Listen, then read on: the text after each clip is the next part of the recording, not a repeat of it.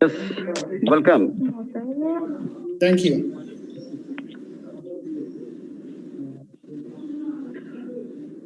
So, hopefully, you do not have any problem. We can hear you very well. Great, that's We fine. see you, we hear you very well. Perfect, that's good.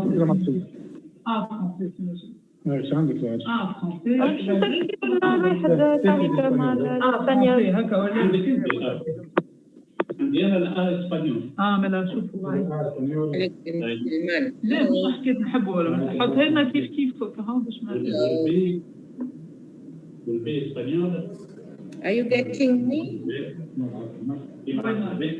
Yes, Catherine. Yes, Sudan. اي هو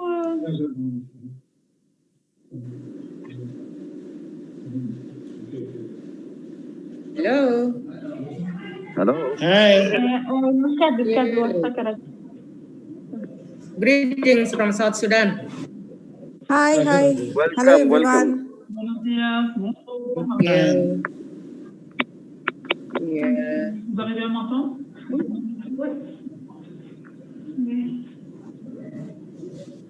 Harima. Thank you.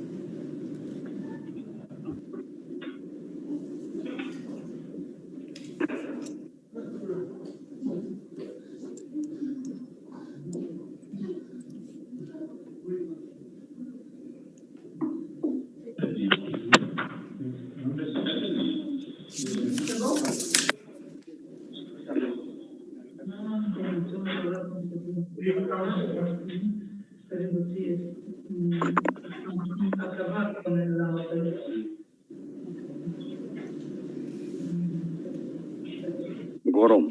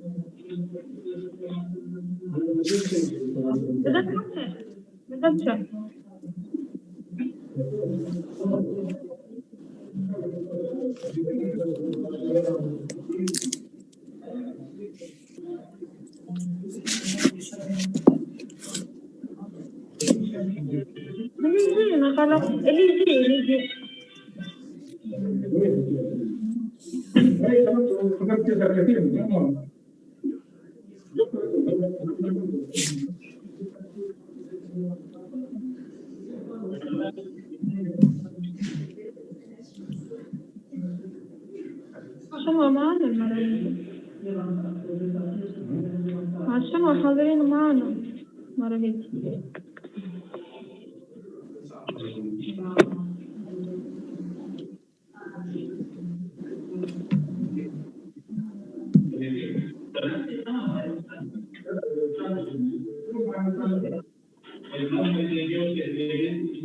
لا ما عنديش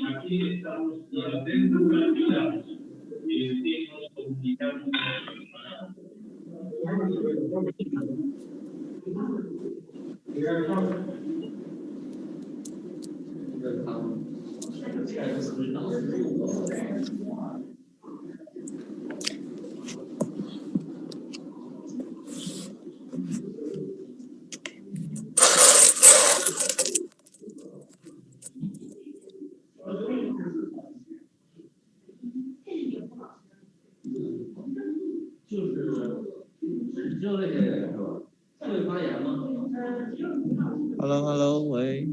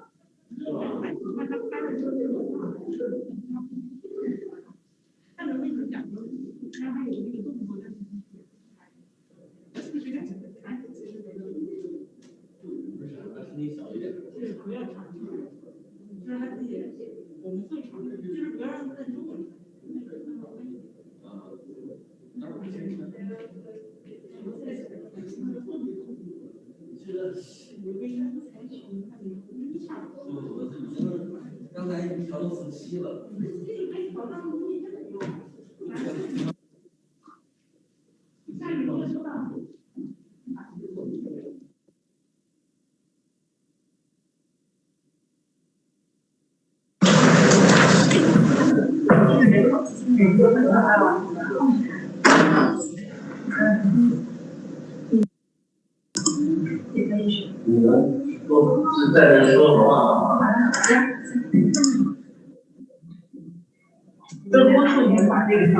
我就看看他哪个快，因为有个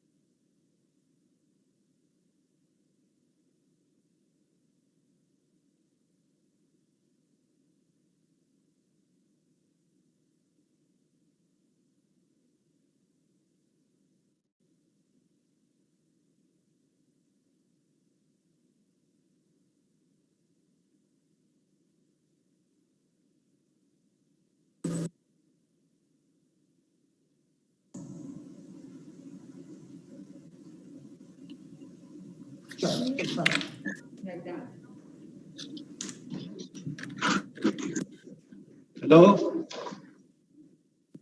Hello. Good morning, good afternoon, good evening. We will be starting in a few minutes. Okay, sir. Okay, sir. Okay, sir. Fine, fine. Sure, sir. Sir.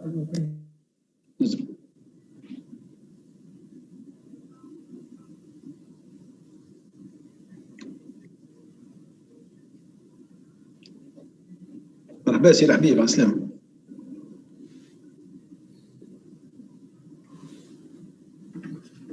صحيح سي عدنان، لاباس صحة. الحمد لله بارك الله فيك. عايشك. مرحبا بك. عايشك. أنا باش نقص قاعد نشوف فيناليز دو ديسكور مع رجاء اون برانسيب سي بري. يبان لي اون انترفيو 3 heures كيك ابوبري.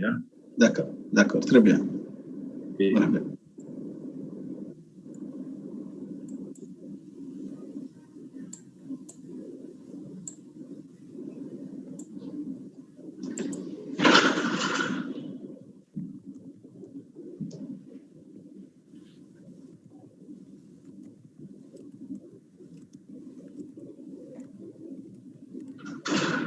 Dr. Adnan, good morning. Good.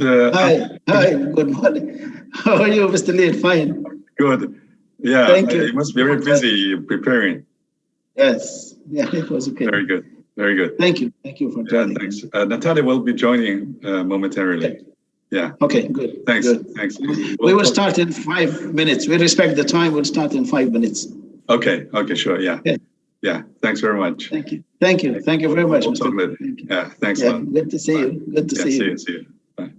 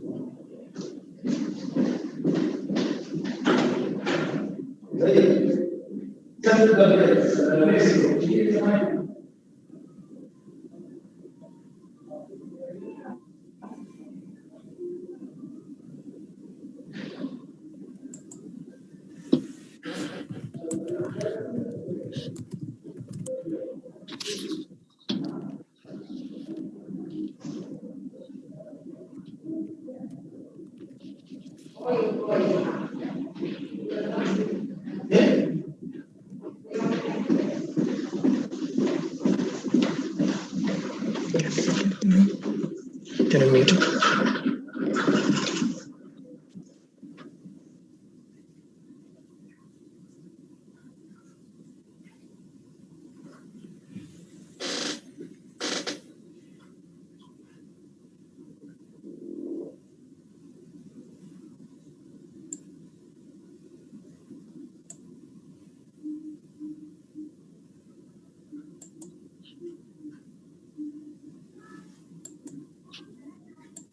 Okay.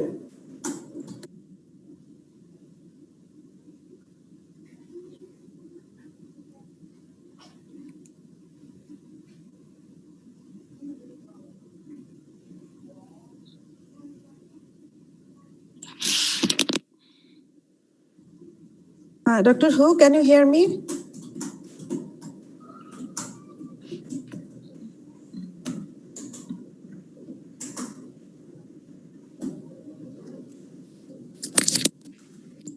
Mr. Hu Hung Tao, can you hear me?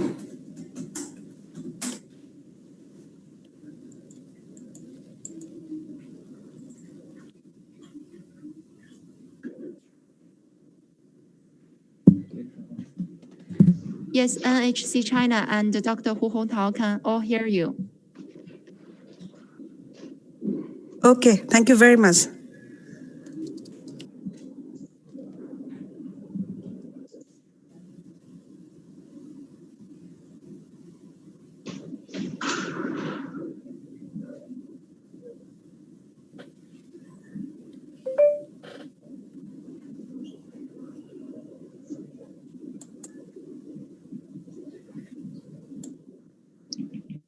Hello, Hello, leadership.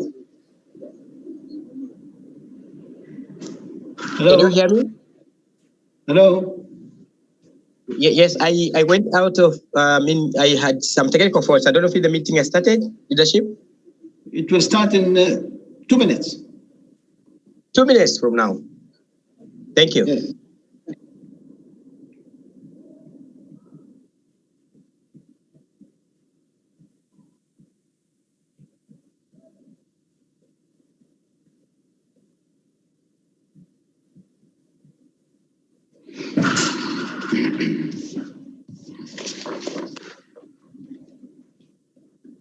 Hello, Adnane. Good morning, everybody. Good morning. Good morning, Dr. Natalia. How are you? Good morning. Oh, good to see you. How are you? Fine. Good morning. Good morning. Jamaica here. Pleasure to see you. It's a great pleasure, yes, to have you, Madam Cannon. Thank you for joining. No, it's too early in New York. Don't worry about it. It's my pleasure. Don't worry about it. Thank you. We'll start in 1 minute. Okay?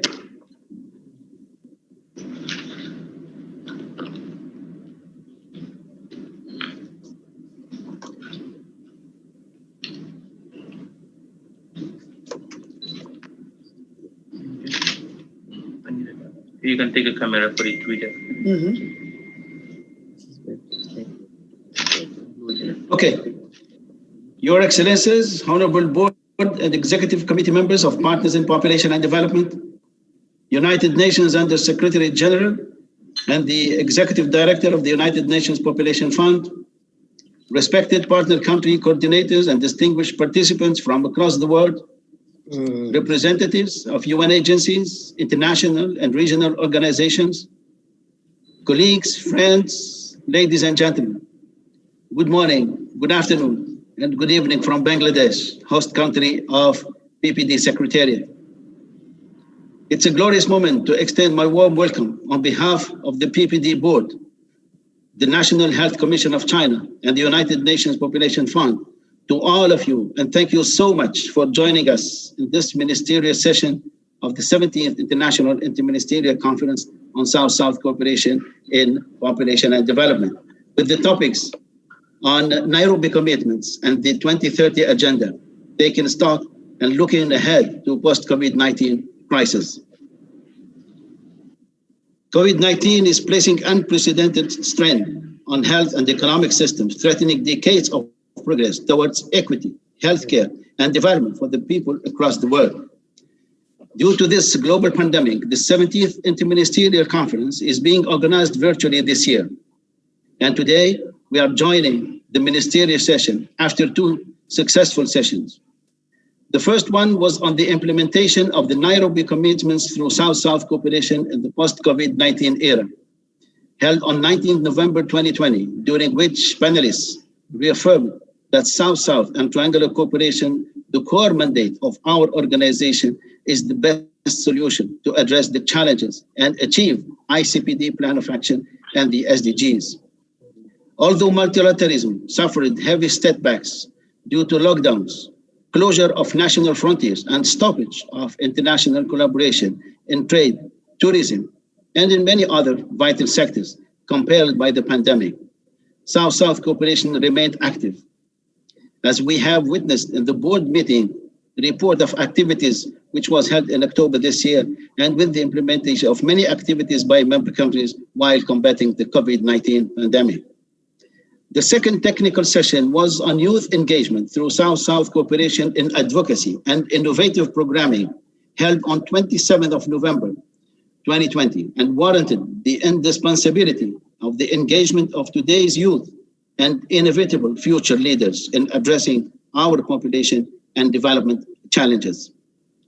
I would like to emphasize for consideration of the leaders that the intergenerational dialogue initiated in the session on youth engagement needs to be taken forward to ensure smooth succession of the leadership in population and development in the future.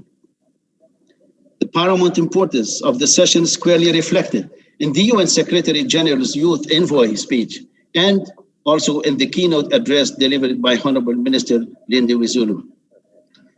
Today, the ministerial session will conclude the 17th Interministerial Conference with the august presence and contributions of the Honorable PPD Board and Executive Committee members and the UNFPA Executive Director, which bears the gleaming testimony of the unwavering commitment of the member countries and of our long-standing partnership with UNFPA, which in fact commenced right at the launching of PPD in 1994 in Cairo during the ICPD, and where UNFPA played a key role among the founding architects of PPD and fostered the organization at its formative stages, immensely contributed to make PPD robust intergovernmental organization to promote effective and transformational South-South and triangular cooperation for the implementation of the ICPD program of action.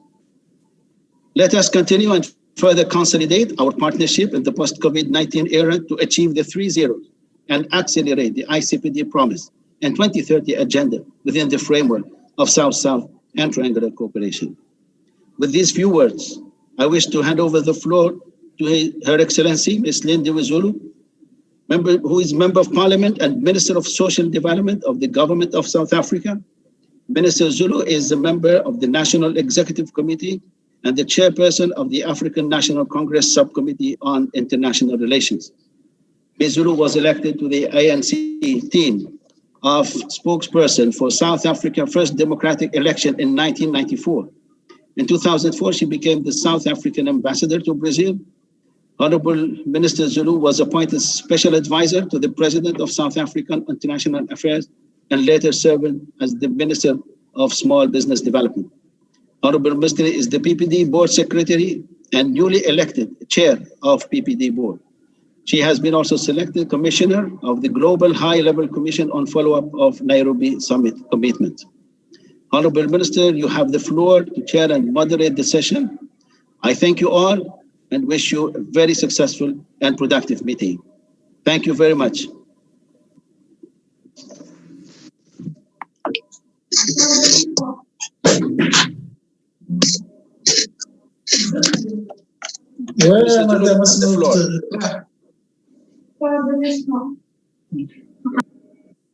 Your Excellencies, a very good afternoon to you. I think I'm muted. A very good afternoon to you. My name is Linton Mkunu and I'm the Director General at the Department of Social Development. The Minister is currently held up in another engagement, but she has promised that she will join us shortly. So what I will do, Honorable Chairperson, is to continue with the flow of the meeting as per your guidance, and she will immediately step in and read her remarks and then continue the flow of the meeting if you're comfortable with that, Mr. Admin. So I think at this juncture, I would like to invite Dr. Yu Shujun, who's the Vice Minister for the National Health Commission of the Government of the People's Republic of China, and representative of His Excellency Dr. Li Ben, the Chairperson of the PPD Board, to make the opening statement. Dr. Shujun's mandate covers population affairs, planning and information, and health emergencies. He has been involved in the population field for more than 20 years. Your Excellency, you have 7 minutes. Thank you.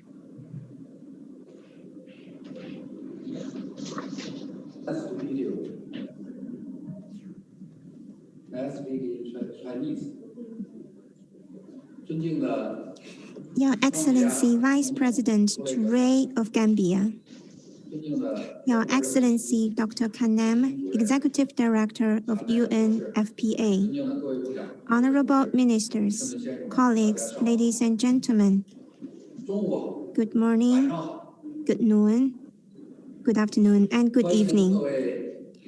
Welcome to attend the 17th International Interministerial Conference on South-South Cooperation in Population Development via video link. I would like to convey the greetings to all of you from Her Excellency Dr. Li Bing, Chair of the Board and Vice Chairwoman and Secretary General of the CPPCC National Committee, and His Excellency Mr. Ma Xiaowei, Minister of NHC of China. I would also like to express my sincere gratitude for the tremendous work they've done in preparing for this meeting. In November 2019, I attended the summit in commemoration of the 25th anniversary of the International Conference on Population Development in Nairobi, which was quite impressive. Today's theme is promoting South-South cooperation for attaining Nairobi commitments and the 2030 agenda. Hello from the Gambia, we're not getting you. It's not clear. There's a lot of noise. For 6 years, as the chair of PPD, China has received strong support from PPD member states, the UNFPA, the PPD Secretariat, and partners. And we've carried out a series of activities, which include in 2016. Hello from the Gambia. The Inter-Ministerial Strategic Dialogue on South-South Cooperation in Population Development. In 2017, the Center of Excellence for South-South Cooperation in Population Development was set up in Beijing and successfully hosted 3 conferences. In 2018, with the support of China, Bangladesh, India, South Africa, and other member states, PPD headquarters complex was completed and put into use.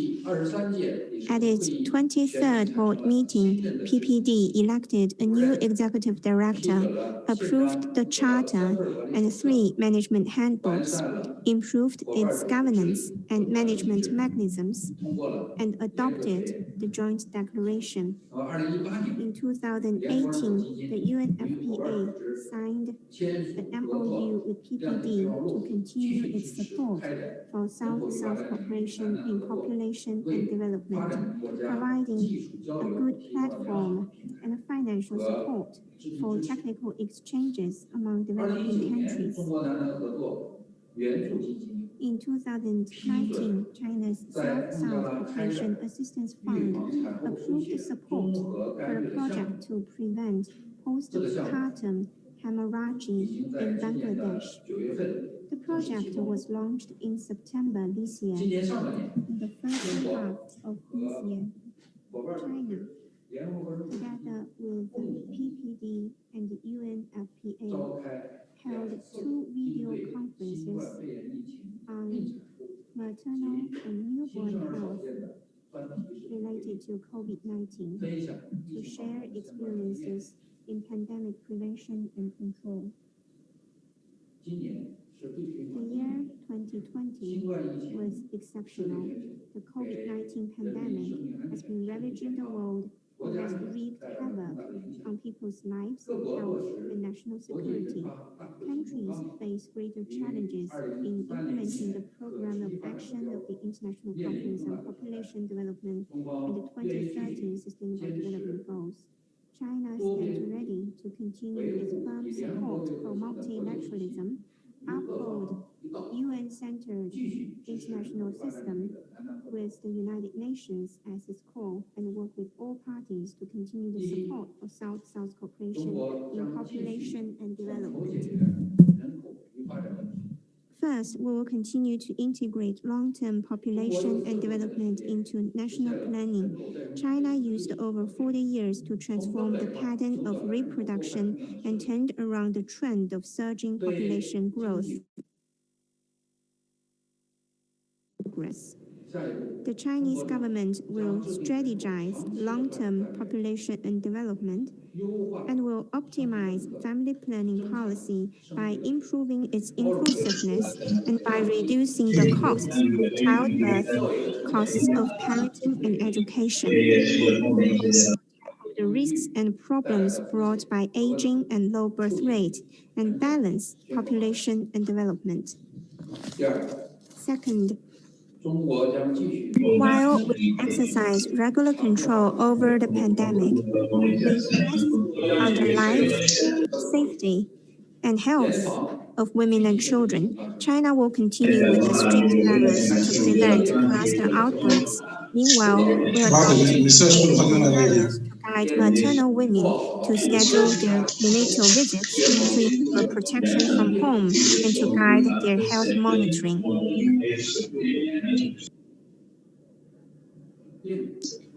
Hospitals providing diagnosis and treatment for maternal women with COVID-19 remain implemented. To receive diagnosis and treatment, we will do everything we can to protect the life, safety, and health of maternal women.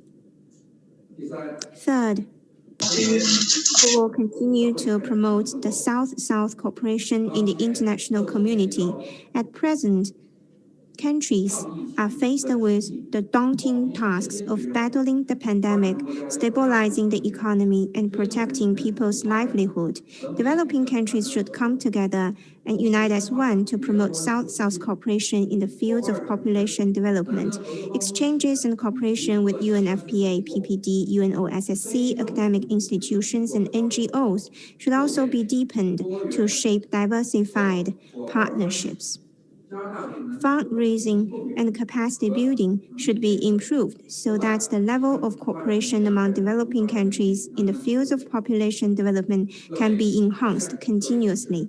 Excellencies, colleagues, this year marks the 75th anniversary of the founding of the United Nations and the 25th anniversary of the Beijing World Conference on Women. Let us reiterate the political commitments in the Program of Action and the 2030 Sustainable Development Agenda. Let us strive to achieve the 3 zeros proposed by UNFPA and build a global community of health for all. I'd like to wish all of you good health, and I thank you.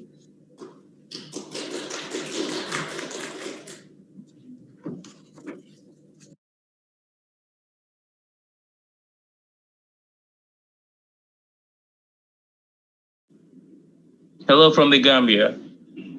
There was a lot of noise in the English channel. Can you guys check on that, please? We have not heard anything. We didn't hear anything from the previous speaker. Thank you.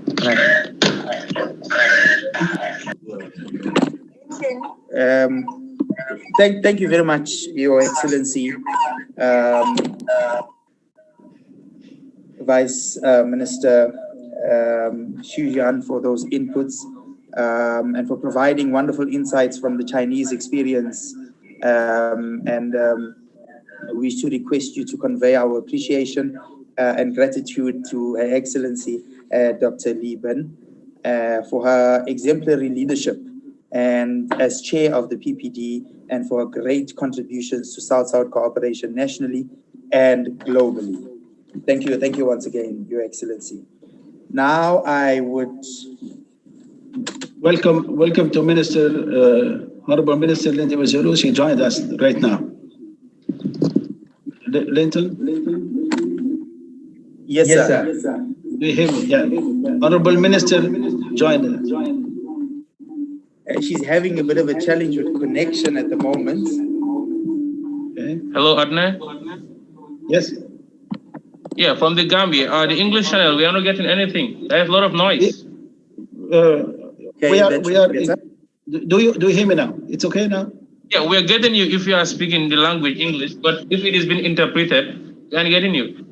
Okay, we'll improve that right now. We'll improve. Okay? Thank you very much, Mr. Admin.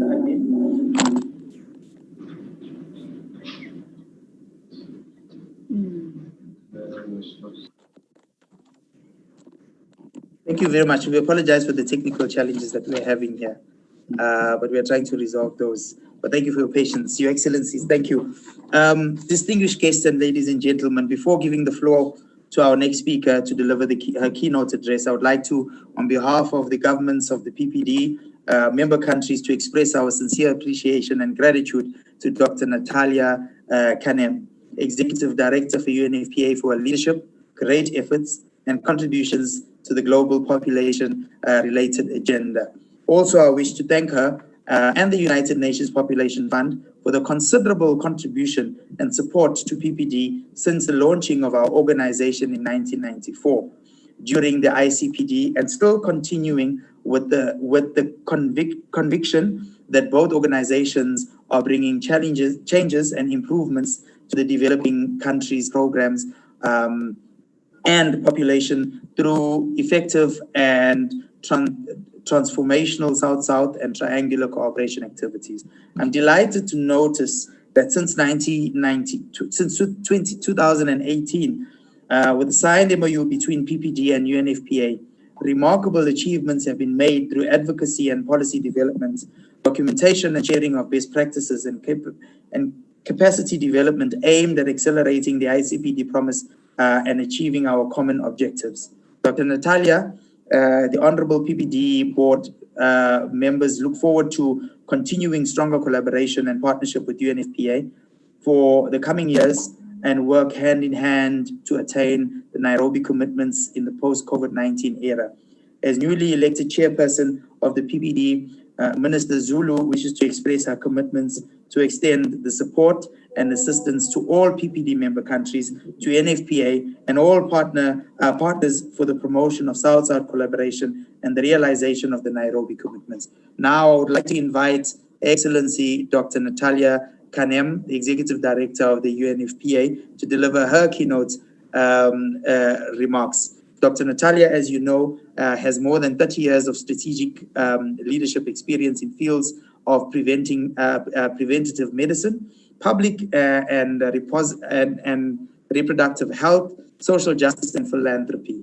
She is the 5th Executive Director of the UNFPA since the fund became operational in 1969. We are very glad that you are able to join us, Your Excellency. I'd like to hand over the floor to you to deliver your remarks. Thank you. Thank you very much. Thank you very much indeed. Your Excellency, Dr. Isatou Touré of Gambia, Excellencies, Honorable Ministers, distinguished participants, colleagues, and friends, warm greetings to everyone from a very chilly New York City, to all the partners in population and development on this occasion of your international interministerial conference. It's always nice to be among friends, even virtually.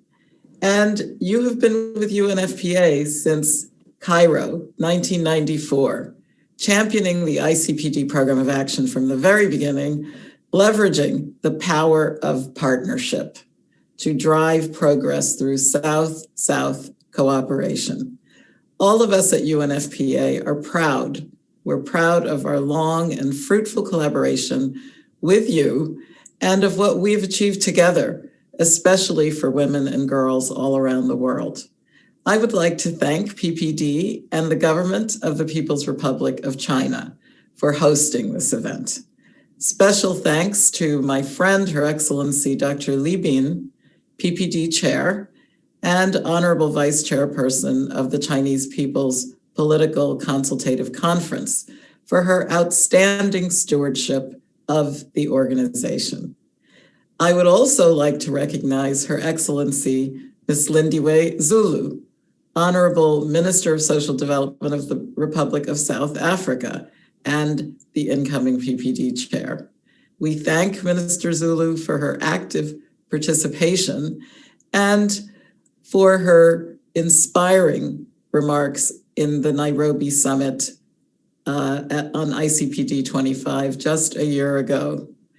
Moreover, we would like to thank Minister Zulu for making herself available to serve on the high-level commission on ICPD, which I've established to make sure that we continue to track progress towards the Nairobi commitments.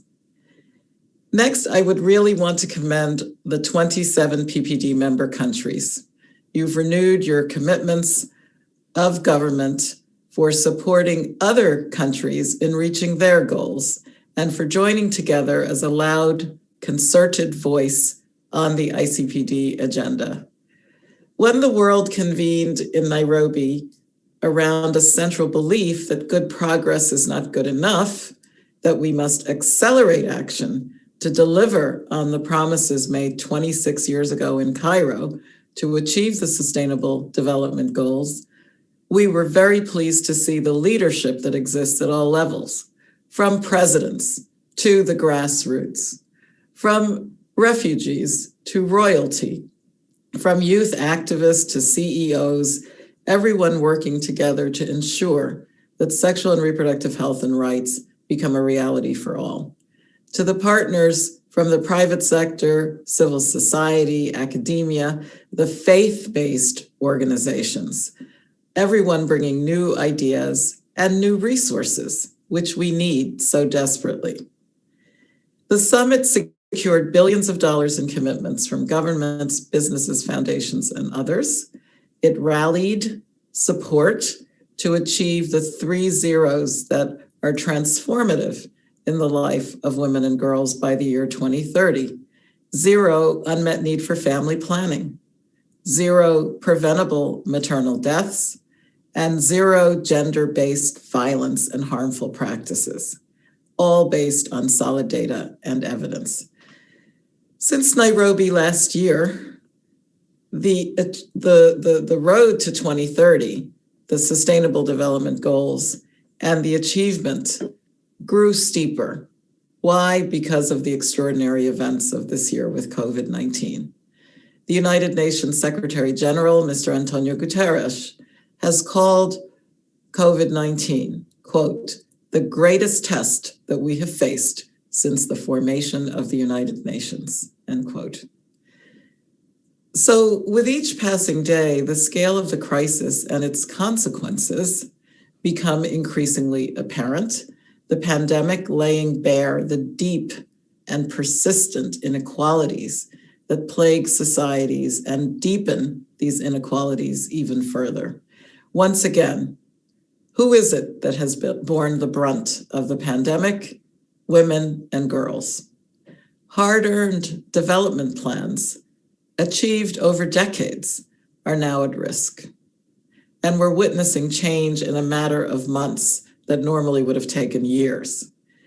Yet, even amidst the pandemic, we see governments and advocates continue to rally behind sexual and reproductive health and rights while we face challenges. The pandemic also offers opportunities for innovation, for transformation, for new partnership and new ways of working, such as our virtual environment here today.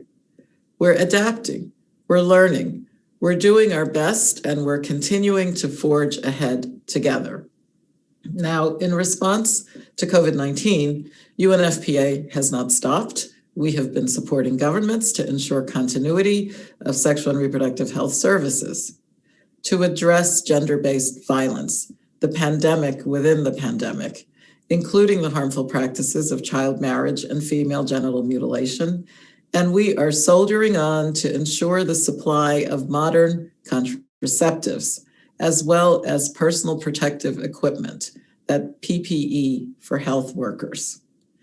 Our response is grounded in the evidence, and it begins with asking the question, who is being left behind and why? The UNFPA Population Vulnerability Dashboard, launched in July, provides policymakers and partners with access to information from more than 200 countries.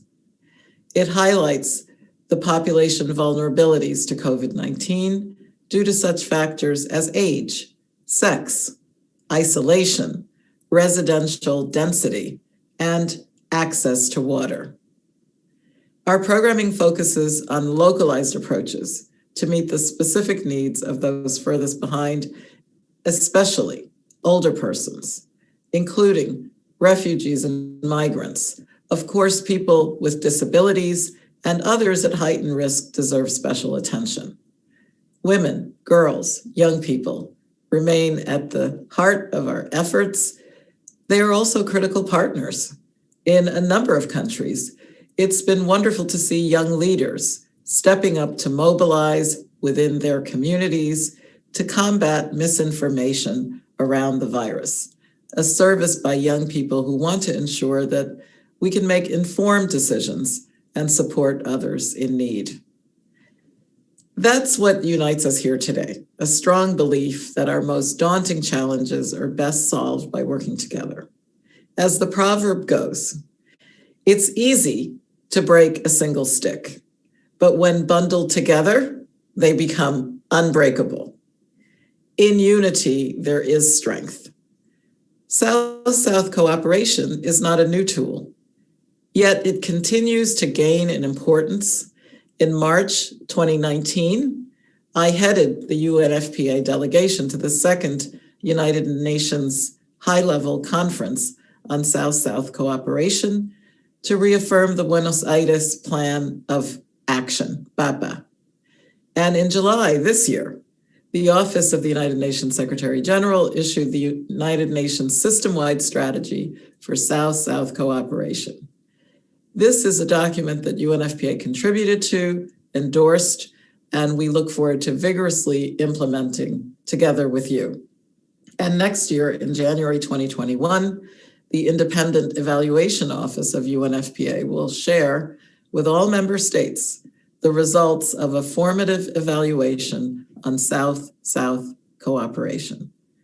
Informed by the evidence, results, and recommendations of that evaluation, UNFPA will certainly strengthen our South-South cooperation in our upcoming next strategic plan for the period 2022 through 2025, so that all of us can realize its full potential as a tool for achieving the ICPD and the Sustainable Development Goals.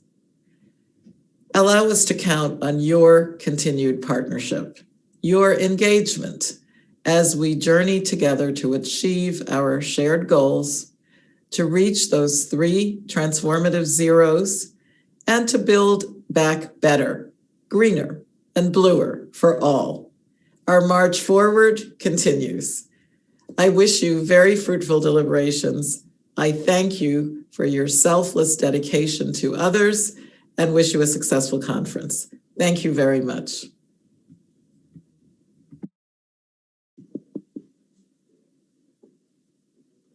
Thank you very much. Moderator, I think I am online now. May I go ahead? Yes, Honorable Minister. Go ahead, Your Excellency. Oh, thank you very much. I wish to sincerely thank you, Dr. Natalia Kanem, for your wise counsel. Indeed, in unity, there is strength. And I think with this COVID-19 and the challenges that we have faced, we can see that in unity, really, there is a strength. I wish to thank you on behalf of the board members for your continued support to PPD and to South-South cooperation.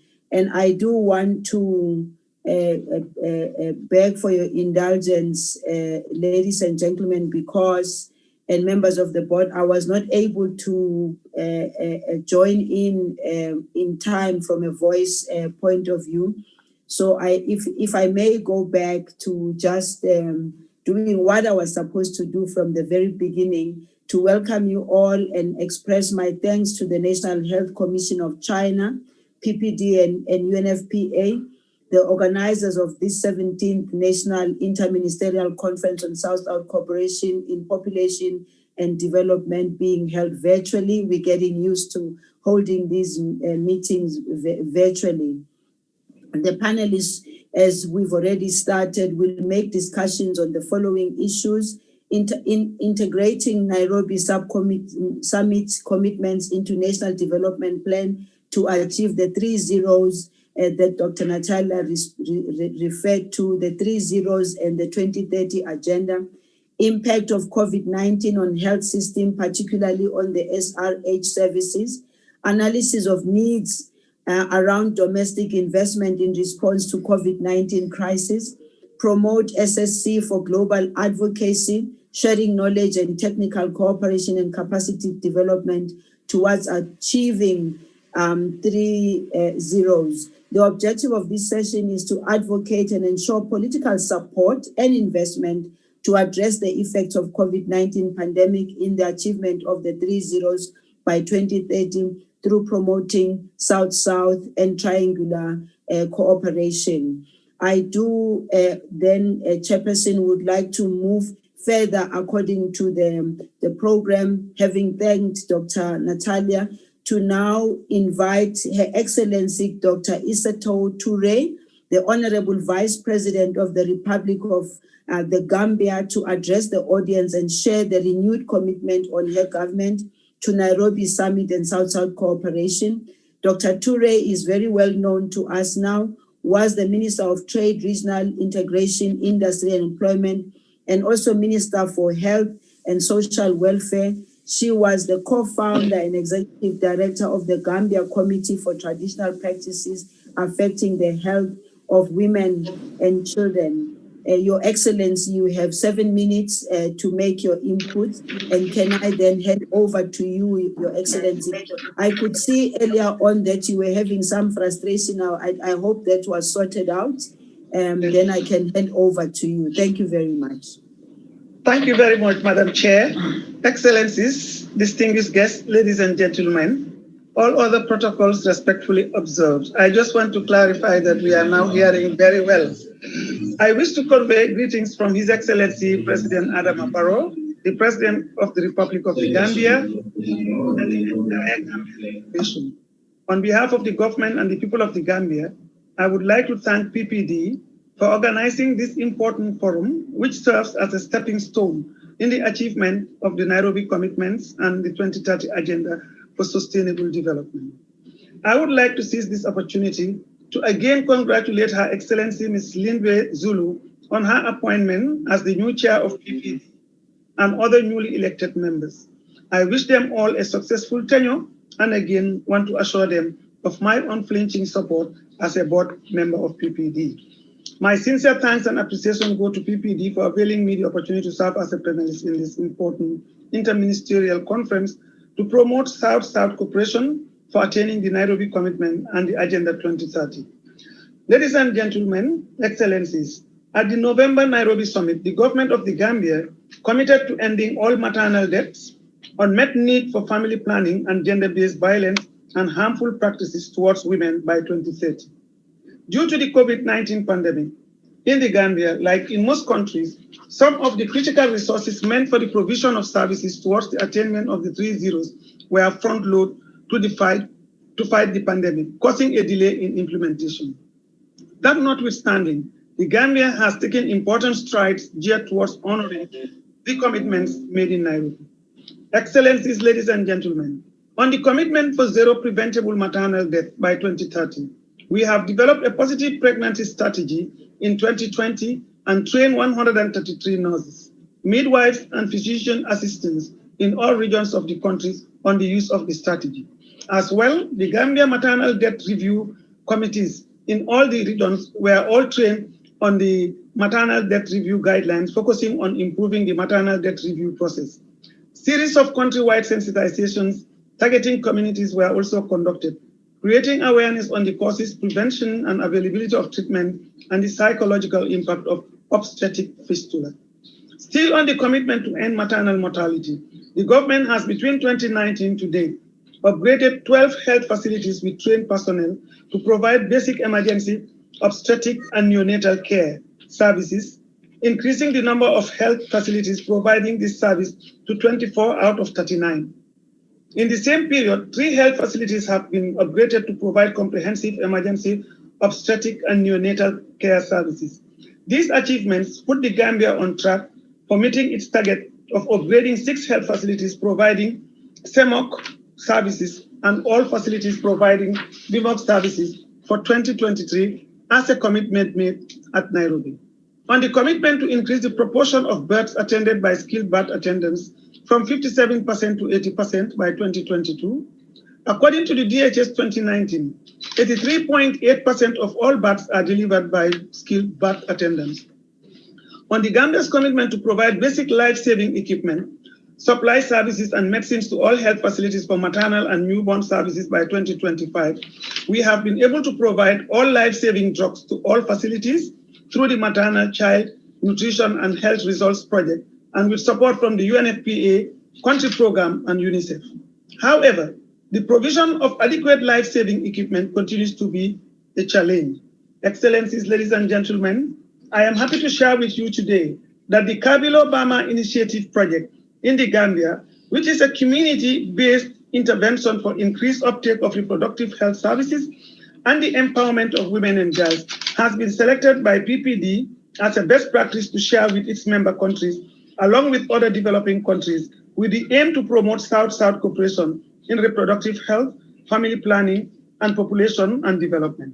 A recently completed review of the project reveals that no maternal deaths have occurred in the communities where the project has been launched since its inception in 2012.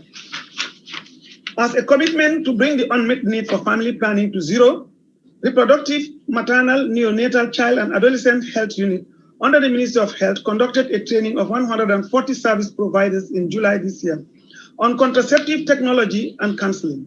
The objectives of this training was to increase contraceptive uptake and build the capacity of health workers on service delivery. As well, the Gambia Family Planning Association, through the Gambia government UNFPA, funded country program coordinated by the National Population Commission Secretariat under the Office of the Vice President, recruited and trained 100 new community-based distributors. The training was done with a view to increase the uptake and support of the family planning in the 5 of the underdeserved regions in the Gambia. This has greatly contributed to the achievement in family planning acceptance currently. The other significant achievement recorded during the period under review is availability of adequate contraceptive supply. The Gambia government and UNFPA funded country program ensures that there is adequate, timely, and accessibility of family planning supplies to the outlets. Excellencies, ladies and gentlemen, the government of the Gambia realizes that ending violence against women and girls is not only a moral and human rights imperative, but is key for any meaningful development to take place. Consequently, the government has taken a lead role to ensure that women and girls are free from all forms of violence. On the commitment to end gender-based violence and harmful practices against women and girls by 2030, I am happy to report that in ensuring that the fundamental human rights of girls are protected and fulfilled. The Gambia became a signatory to various international human rights treaties and their corresponding instruments. Among these is the International Convention on the Elimination of All Forms of Discrimination Against Women, CEDAW, as well as the UN General Assembly resolution for the complete elimination of FGMC, which the Gambia adopted in 1979, 1989, and 2012, respectively. As part of its commitment to implement the treaties and their corresponding instruments, the government legislated the Women's Act 2010 and its amendment in 2015, the Domestic Violence Act 2013, and the Sexual Offences Act 2013. Currently, the Women's Amendment Act 2015 and the Domestic Violence Act 2013 are being further amended to include emerging issues. In July this year, the Ministry of Women, Children and Social Welfare, with support from UNFPA, launched the free hotline on GBV 1313, which provides a 24-hour referral service to victims of GBV who can receive counseling and other services which are key to restoring the dignity and self-esteem of the survivors. The establishment and launching of the hotline is indeed another landmark in the history of protecting the rights of girls and women in the Gambia.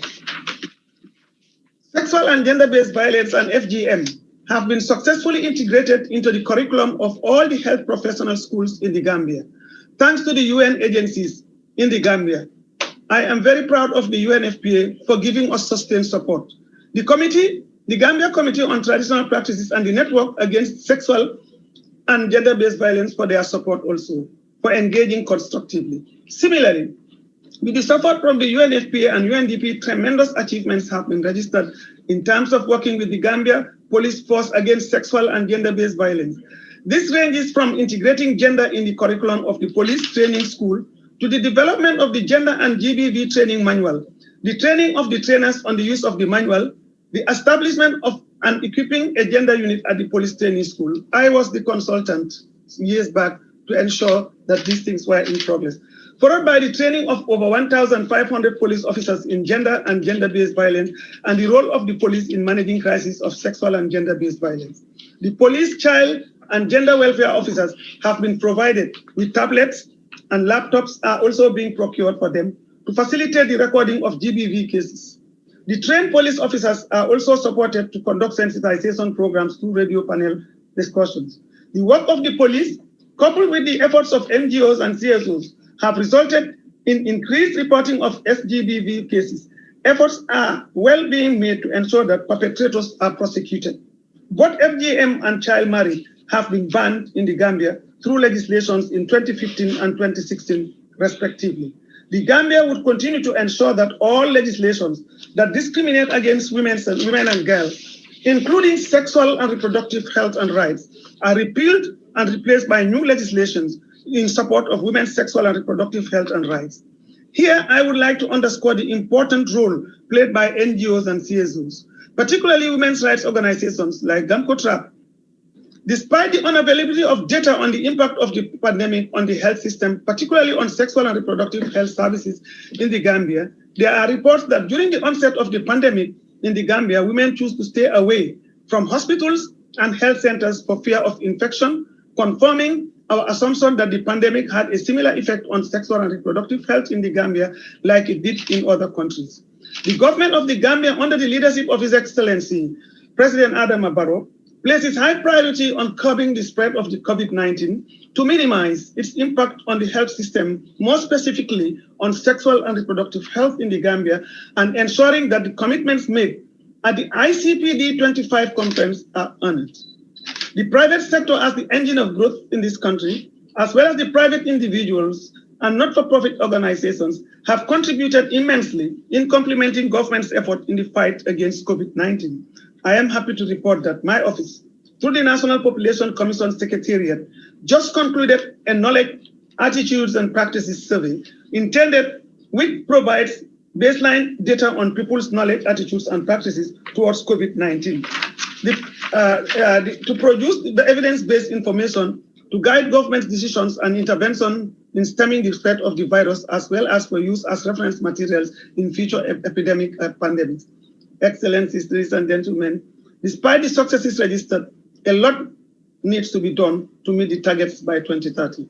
The government of the Gambia is considering different actions, among which is the revision of the national population policy and the development of a comprehensive strategic plan incorporating new emerging issues in population and development. As well, the government of the Gambia is considering the establishment of a task force for South-South cooperation in the Gambia. South-South cooperation is an important element of international cooperation for development and offers viable opportunities for developing countries in their individual and collective pursuits of sustained economic growth and sustainable development. We welcome efforts through South-South cooperation for increased sharing of knowledge, capacity building, and financial resources. I also appreciate the great efforts made by countries towards achieving the 3 zeros through guidance from the UNFPA, and would like to, on behalf of developing countries, appeal to UNFPA as the UN agency responsible for population and development to mobilize more technical and financial resources to help developing countries towards achieving the 3 zeros on time. Today, we are happy to see one of the veterans, my sister, Patricia, present here today to affirm her commitment. There is also a need to mobilize more resources from domestic sources, from other means, including South-South triangular cooperation, sharing of knowledge, capacity building, and technological and financial resources for achieving the 3 zeros by 2030. Today, we will hear about experiences from many countries regarding practical steps to promote SSC for achieving the National Nairobi commitment, and I hope we will all learn from each other's experiences. Finally, I want to take this opportunity to urge PPD member countries to continue promoting South-South cooperation for global advocacy to help achieve the 3 zeros by 2030. Let's all advocate together and ensure political support and investment to address the effect of the COVID-19 pandemic. If successful, this will put us back on track for achieving the 3 zeros and the 2030. We must work closely with non-state actors to advance sexual and reproductive health rights issues. They are closer to the grassroots and engage in effective advocacy, reaching out in the languages they understand. Thank you all for your kind attention, Madam Chair. Thank you very much, Your Excellency. I do not want to go back to the issues that you raised, and because I'm sure that everyone was listening. Safe to say that the promotion of the South-South cooperation and the political support in particular is very important at this point in achieving the 3 zeros particularly. But I also think that one of the most important areas that you raised, which is a concern not only for us in South Africa, is that of gender-based violence and the marginalization of women and young girls. Thank you, Your Excellency, for your excellent and very inspiring presentation, highlighting your government's key action, in particular to safeguard RH/FP services amidst the COVID-19 pandemic, and your role in fulfilling the Nairobi commitments. I would really request that our next speakers be very conscious of the time so that we don't run over and we are closed out of this session. It is now my great pleasure to invite now His Excellency Dr. Vardhan, Vice Chair of PPD Board, Union Minister of Health and Family Welfare and Science and Technology in the Government of India. I can't imagine, Your Excellency, the task that you have with so many, not only just one ministry, but also science and technology. He was elected chair of the executive board of the prestigious UN body, the World Health Organization, in May this year. He has initiated radical reforms in healthcare and envisions India as the innovation capital of the world. He's a dynamic, high-integrity politician with a scientific temper, yet a high emotional intelligence, and is best described as a visionary who remains excited about empowering India. Your time also, Your Excellency, is just 7 minutes. And I will also request that if in case I get cut off, I would ask my office to continue, but I am here if in case I get cut off. Over to you, Your Excellency.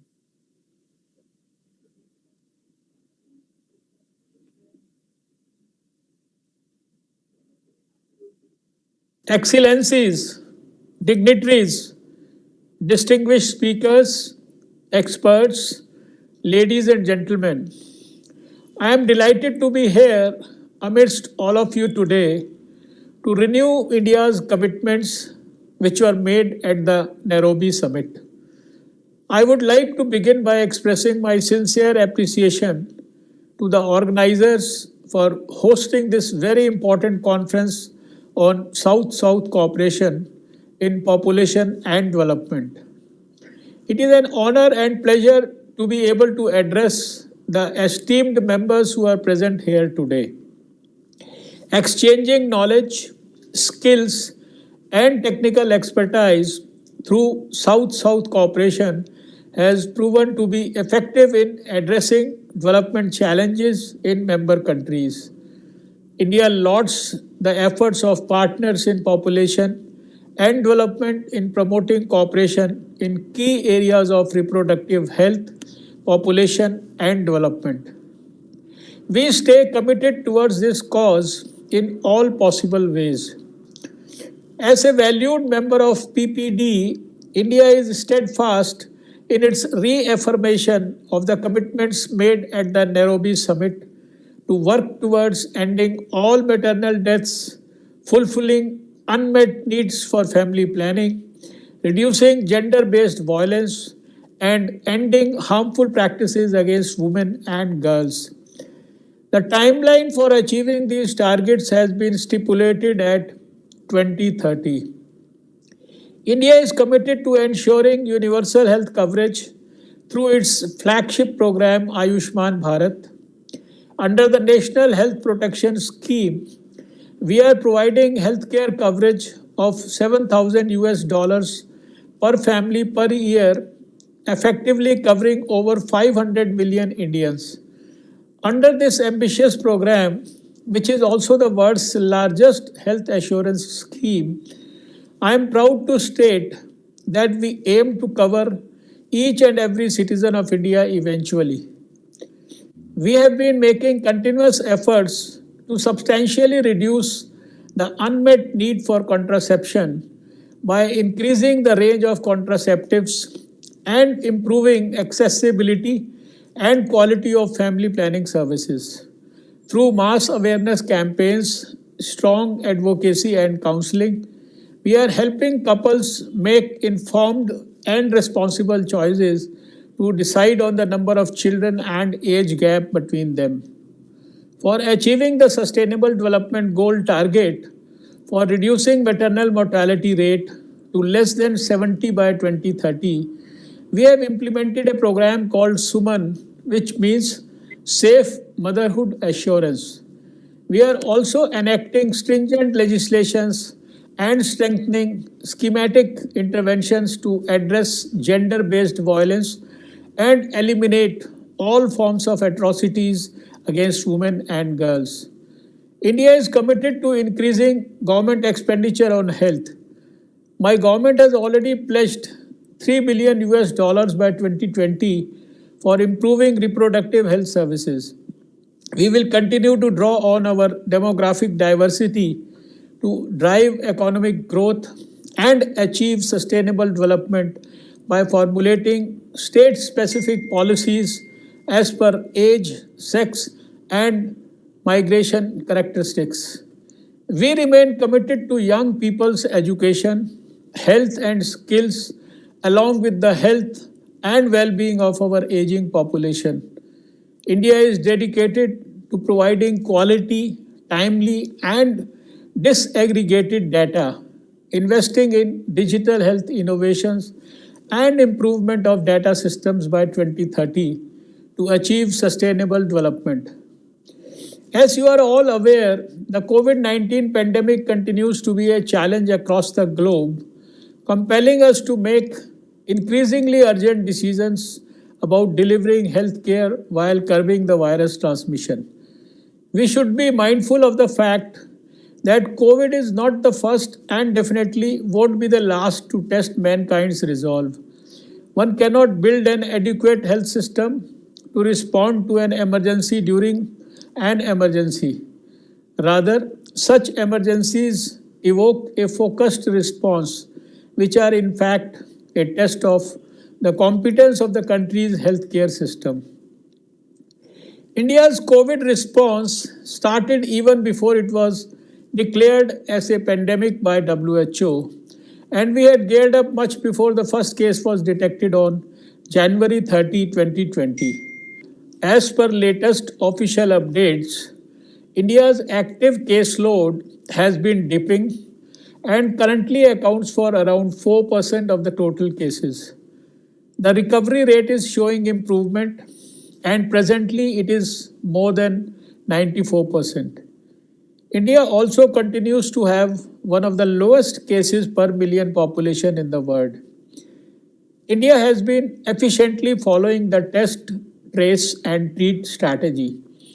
Our testing capacity has reached almost 1.5 million per day, with more than 149 million tests conducted so far. Adequate healthcare financing is crucial for ensuring effective healthcare system. With aspirations of achieving universal health care, India's National Health Policy 2017 aims at raising public health expenditure to 2.5% of the GDP. Our Honorable Prime Minister announced an allocation of 2 billion US dollars to building health infrastructure to strengthen the fight against coronavirus. My government has been working tirelessly to ensure that the Indian health system addresses the pandemic while simultaneously ensuring unhindered access to essential non-COVID services like reproductive, maternal, newborn, child, adolescent, health plus nutrition services. We have mandated that under no circumstances should there be a denial of essential services to women, newborns, and children, irrespective of their COVID status. We are mindful of the fact that the decline in use of short and long acting reversible contraceptives would mean an additional unmet need and increasing unintended pregnancies in the country. Any decline in service coverage of essential pregnancy related and newborn care would also be adding to maternal and newborn deaths. Recognizing the concern of increase in probabilities of unsafe abortions during such times, India has laid a special emphasis on provision of safe abortion services besides postpartum and post-abortion contraception. Community-based interventions, including family planning, are also a part of these services. The prime focus is on provision of modern, short and long acting reversible contraceptive services, correct information and appropriate counseling. Adolescents and youth, who form a substantial cohort of India's population, are a priority target group. We are also working on promoting alternate service delivery mechanisms with promotion of telemedicine services, digital platforms for trainings, improving finances, and streamlining supply chain systems. In India, we have ensured that family planning commodities are part of essential medicine list. Advocacy and monitoring at the highest level is being ensured through regular virtual meetings with stakeholders. The states are provided a platform to share the best practices on provision of essential services during COVID. This helps in improving the efficiency of service delivery in all the states of India, as well as provides opportunities for cross-learning. The technical support of partner agencies for provision of contraceptives through community health provider at migrant and quarantine camps, online capacity building of providers, operationalizing telemedicine services, engagement with private sector and social marketers as well as contraceptive manufacturers has substantiated the government's effort in streamlining the essential services. The pandemic has led to an unprecedented impact on all aspects of our lives. But at the same time, it has offered us a never before opportunity to pause and rethink on how to move forward towards a better future. The crisis demonstrates that governments and individuals are capable of strong and rapid action in the face of an overarching challenge. This is a time for integrated, coordinated efforts from all health institutions, academia, and other partners, directly or indirectly associated with the healthcare services, in making contraceptive and safe abortion services accessible, affordable, and acceptable to all. PPD plays an important role in fostering such dialogue at the highest levels to take forward the common agenda of health for all. I would like to end by thanking all members for their continued support and active engagement with partners in population and development. Many thanks for giving me the opportunity to address this esteemed gathering. Thank you very much, Your Excellency. I wish to thank you for your statement and the efforts that are being made that are leading India to ensure universal access to health. I also would like to thank you, in fact, in terms of the focus on addressing the issues of COVID-19 and its impact on our people. And I wish to thank you also for raising the issue of countries' competency in terms of our health systems and responding. And of course, it is a pain when we hear what you say. It's a fear of some sort when we hear that COVID-19 is a pandemic that landed on us, and you are warning us of the fact that this is not the first, nor is it the last, but also for countries to really make sure that they improve the financing of their health system, and also the issue of the universal health care, where care will be accessible and easily accessible to all our citizens. Thank you very much, Your Excellency. I am informed that the next speaker, which is His Excellency Sahid Malik, Minister of Health and Family Welfare of Bangladesh, is not yet here. So I would like to introduce our next speaker. Maybe as the next speaker is on the platform, the previous speaker might still be coming through.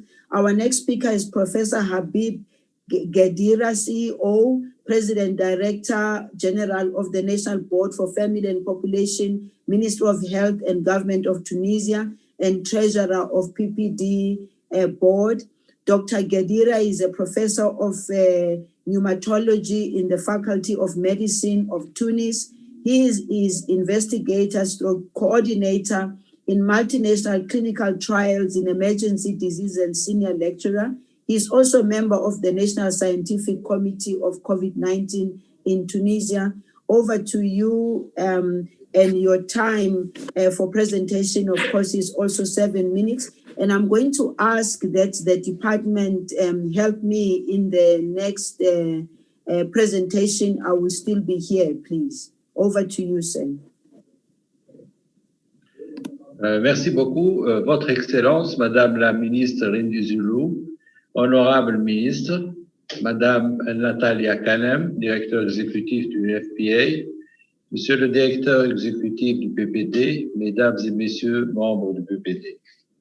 C'est avec un grand privilège et un grand honneur pour moi que de participer à la 17e conférence interministérielle internationale sur la coopération Sud-Sud en population et développement, sur les engagements de Nairobi et l'agenda 2030, et qui est organisé conjointement par le PPD, l'UNFPA et la Commission nationale de la santé pour la Chine.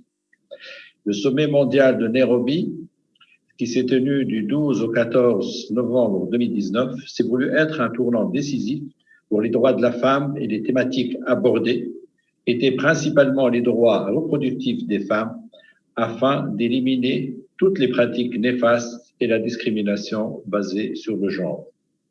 La Tunisie, à l'instar d'autres pays membres, a pris part aux engagements résultant du sommet de Nairobi sur le CPD plus 25, et donc je saisis cette occasion pour faire valoir les progrès qui ont été réalisés. Ils sont nombreux, bien sûr, dans plusieurs domaines. La Tunisie a bel et bien réussi dans de nombreux domaines à réaliser des résultats satisfaisants, notamment pour ce qui est de la santé sexuelle et reproductive, de la généralisation de l'enseignement et de la limitation des disparités y afférentes entre garçons et filles. L'élargissement du système de protection sociale, la diversification économique et l'autonomisation de la femme comptent aussi parmi les succès de la Tunisie. Malgré la pandémie mondiale sans précédent à laquelle le monde a été confronté, l'Office national de la famille et de la population que je préside est resté en contact avec ces différentes structures centrales et régionales afin d'assurer la continuité et le suivi de la réalisation de ces activités et de ces engagements. En matière de sexualité, santé reproductive et de planning familial, l'ONFP, donc l'Office national pour la famille et la population, intervient dans plusieurs domaines. Consultation prénuptiale, consultation pré- et postnatale, consultation de planning familial, prévention et prise en charge des infections sexuellement transmissibles et du sida, prise en charge de l'infertilité, dépistage des cancers du col de l'utérus et du sein, et prise en charge de la ménopause, parmi d'autres activités. L'ONFP s'est chargé de la formation des prestataires pour l'écoute des femmes victimes de violences dans toutes les régions du pays. Il a même créé un centre d'assistance psychologique des femmes victimes de violences. Dans la même perspective et sur le plan législatif, en Tunisie, la Tunisie est pionnière du monde arabe en matière de promotion du statut de la femme et dispose d'un arsenal juridique de protection des droits de la femme qui est notable. Le vote à l'unanimité de la loi organique 58-2017 en témoigne. Cette loi porte sur toutes les formes de la violence, aussi bien pour la lutte, la prévention, la prise en charge, la sanction et la protection des femmes victimes de violences. Le NFP s'est également investi dans les services d'éducation. Il œuvre pour le changement de comportement des mentalités et des attitudes. Les jeunes sont particulièrement ciblés. Ainsi, l'ONFP s'est doté de structures spécialisées à cet effet que nous appelons les espaces amis des jeunes. Ainsi, depuis l'an 2017, un processus de réflexion a été démarré visant l'amélioration de l'accès aux jeunes, l'accès des jeunes aux espaces amis des jeunes et l'élaboration d'une note d'information sur les besoins des adolescents et jeunes en matière de sexualité et de santé reproductive. En ce qui concerne la santé maternelle et néonatale, et pour traduire sa volonté politique soutenue d'adopter la reconnaissance du droit constitutionnel de la mère et du nouveau-né à la santé et à la réduction de la morbimortalité maternelle et néonatale, la Tunisie a adopté les conventions et traités ainsi que les recommandations internationales. L'ONFP, à travers ses différentes structures, a veillé à la généralisation des consultations prénatales et de l'accouchement assisté, ce qui a permis d'améliorer les indicateurs de morbimortalité maternelle et néonatale. Ceci a fait rayonner le modèle tunisien et d'ici l'an 2030, les stratégies et les programmes en rapport avec la santé maternelle et du nouveau-né visent à réduire et mettre fin à la mortalité maternelle évitable, mettre fin aux décès néonataux évitables, mettre fin aux décès de moins de 5 ans évitables, éliminer la transmission du VIH de la mère à l'enfant. La recherche et la formation sont aussi des piliers essentiels pour l'ONFP. En effet, le Centre de formation internationale et de recherche en santé de la reproduction et en population, qui est un centre collaborateur de l'OMS, n'a pas cessé de dispenser des cycles de formation nationale et internationale au profit du personnel médical, paramédical, éducatif et administratif en vue d'améliorer les compétences et ce pour une meilleure qualité des services en santé de reproduction. Les défis à relever en période post-Covid sont l'adaptation du principe de précaution pour mieux endiguer les risques de la pandémie Covid-19, tirer profit des nouvelles technologies numériques comme la visioconférence, les webinaires et les ateliers virtuels pour assurer la continuité des activités et à la réalisation des engagements. Ainsi, la Tunisie s'engage à combler les gaps au niveau de l'ancien cadre de planification et à ajuster les objectifs du pays dans l'actuel plan de développement, s'engage à assurer l'accès universel à la santé en matière de sexualité et de procréation, à éliminer la violence sexiste et promouvoir l'égalité des droits de genre, à tenir compte de la dividende démographique dans la santé des adolescents et des jeunes, y compris la planification familiale ainsi que la santé et les services en matière de sexualité et de procréation.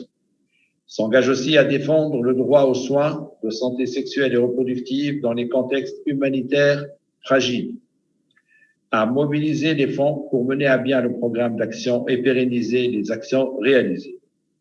Pour finir, je saisis cette occasion pour réitérer que le gouvernement tunisien, membre fondateur du BPD, premier président de son conseil et actuellement trésorier et secrétaire nouvellement élu lors du conseil PPD, sollicite l'UNFPA pour poursuivre son soutien technique et financier à la PPD sur la base des résultats obtenus dans le cadre du protocole d'entente actuel et attend avec impatience d'étendre sa collaboration et son partenariat pour la mise en œuvre des engagements du sommet de Nairobi. Et merci pour votre attention.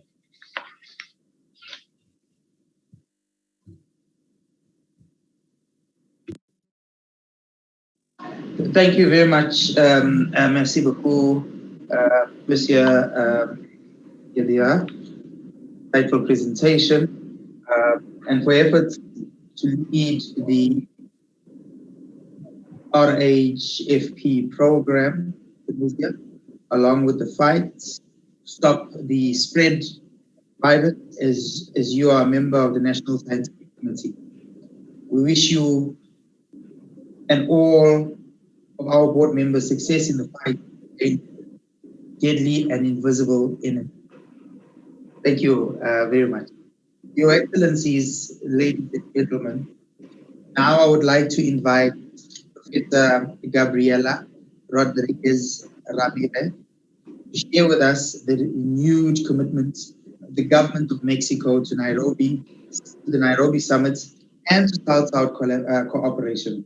Professor Ramirez is the Secretary General of the National Council of Population of the Government of Mexico. She is an educational psychologist at the University of Mexico and a teacher in social anthropology. She was the president of the Citizen Consultative Council Population Policy. Your Excellency, Professor Ramirez, you're on the floor and we'll give you 7 minutes as well. Thank you very much.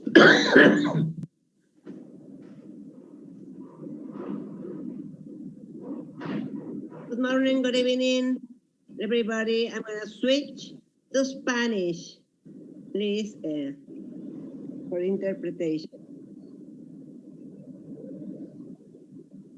A nombre de la Secretaría de Gobernación,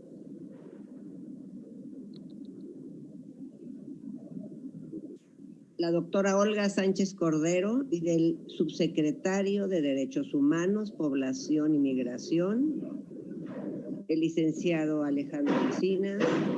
Saludo a todos y todas las presentes en esta sesión. Agradezco al Mr. Adnane Ben Aiza por convocarnos a seguir abonando la promoción de la cooperación sur-sur para alcanzar los objetivos planteados en el Cairo y ratificados en Nairobi. Es un honor también para mí compartir esta plataforma hoy con la doctora Natalia Canem, directora ejecutiva del UNFPA. Voy a presentar algunos de los mensajes centrales que guían la política de población de México mediante el marco normativo que está por ser aprobado próximamente, que es la nueva Ley General de Población. Como la única voz latinoamericana en este panel, estimo pertinente hacer una introducción del instrumento del cual nos basamos para la construcción del marco normativo de México. Para quienes no están familiarizados con el Consenso de Montevideo sobre Población y Desarrollo, este constituye la contribución regional al programa de acción de la Conferencia Internacional sobre Población y Desarrollo y representa el acuerdo intergubernamental más progresista del mundo, ya que pone en el centro los derechos humanos, reconoce que los temas de población y desarrollo están estrechamente vinculados con las realidades económicas, sociales, ambientales, y además establece una guía operacional para enfrentar las brechas de desigualdad que laceran nuestra región. El consenso también aborda el fortalecimiento de la cooperación internacional, las alianzas mundiales y regionales, además de establecer acuerdos entre países y enfoques innovadores que incluyen la iniciativa privada, como ocurre en la sesión que en este momento. El consenso es complementario a la Agenda 2030 y está adecuado a la región latinoamericana con una visión focalizada en las desigualdades y en los contextos específicos. Este enfoque de derechos humanos plenos, especialmente los derechos sexuales y reproductivos, y de aquellas poblaciones históricamente discriminadas, grupos de mayor vulnerabilidad, con base en principios de democracia, laicidad, inclusión, portabilidad de derechos e integralidad. Tomando como base el consenso, México presentó en la cumbre de Nairobi los siguientes compromisos. Establecer políticas que contribuyan a disminuir la mortalidad materna, erradicar las muertes por abortos inseguros, garantizar el acceso a la atención integral de la salud reproductiva, a los servicios de anticoncepción de emergencia y de interrupción legal del embarazo, respetando la dignidad, la autonomía, la integridad y sobre todo la libertad de las mujeres. Consolidar la Estrategia Nacional para la Prevención del Embarazo Infantil y de Adolescentes, destacando el componente de violencia sexual como crítico, especialmente en los casos de embarazos de niñas menores de 15 años, y fortalecer la atención con un enfoque de derechos humanos, dando prioridad a la salud integral, a la educación integral de la sexualidad, parte de la transición que se está instrumentando en México para la universalización de los servicios de salud. Para abatir los obstáculos que esta agenda ambiciosa enfrenta, el gobierno de México se ha comprometido a dar voz a las demandas de la sociedad civil, toda vez que en la coyuntura política de nuestra región prevalece la polarización y politización de los derechos humanos, especialmente de las mujeres y las niñas. Se han fortalecido discursos y narrativas contrarias al cumplimiento de los compromisos establecidos en los tratados de derechos humanos, como es el derecho a la igualdad, a la no discriminación, a la salud y a la educación.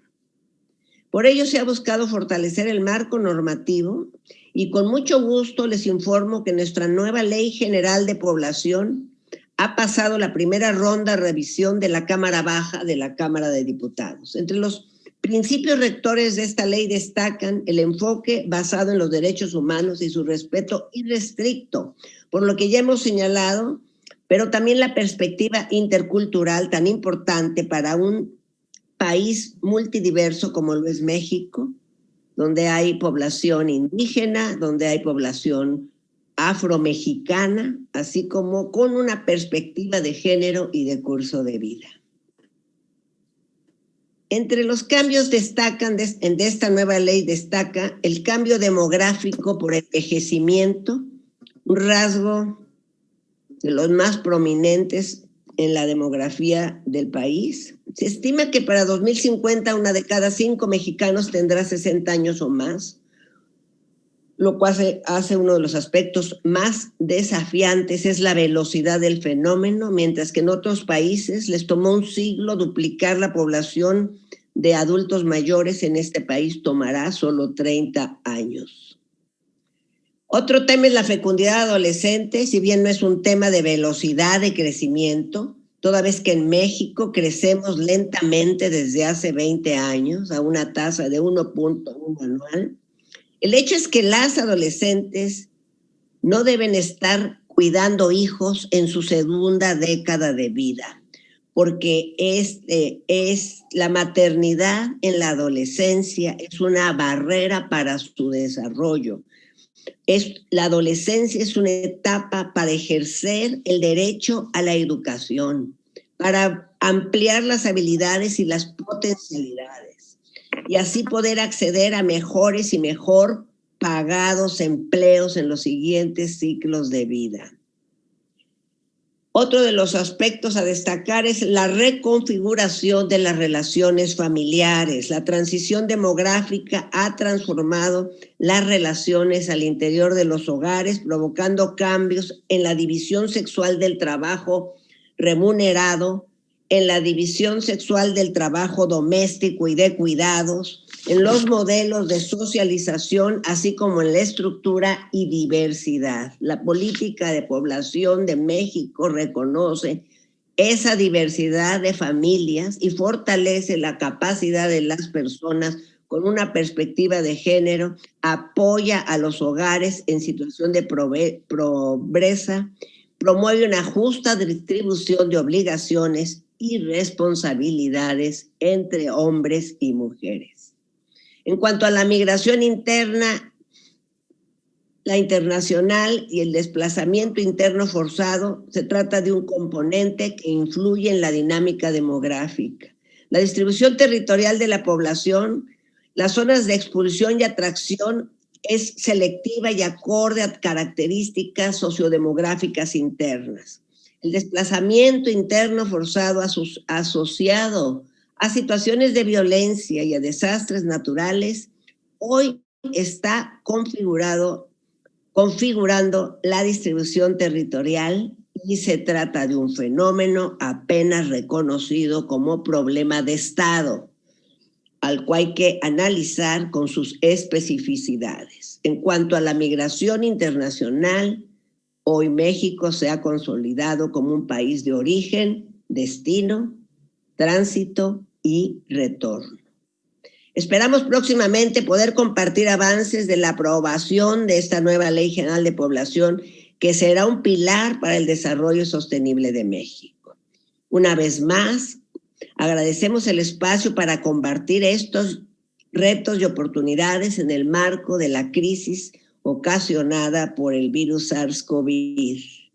Considero que frente a la planeación del 2021, estos diálogos tendrán repercusiones nacionales muy relevantes. En principio, podrá abonar al tema especial de la 54 periodo de sesiones de la comisión, que se celebrará en el 2021, mismo que será población, seguridad alimentaria, nutrición y desarrollo sostenible, sobre el que sin duda tendremos mucho que decir y que abonar respecto a la cooperación sur-sur. Muchas gracias.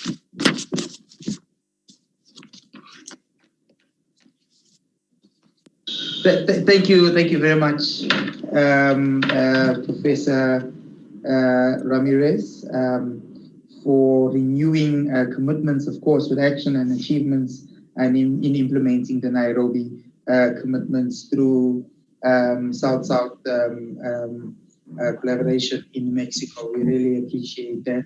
And thank you indeed for your insightful presentation. Mr. Linton, please check the sound. The sound is not reaching us, please. Oh. Can you hear me now? Can you hear me now? Is it better? Okay, you can go ahead. Yes. Can you hear me now? Is that better? Hello? Yes, we can hear you now. Oh, okay. Okay. Thank you very much. So I was indeed thanking Professor Ramirez for that very insightful presentation, and indeed renewing the commitments with actions and achievements in implementing the Nairobi commitments through South-South cooperation in Mexico. So thank you so much for that, Prof.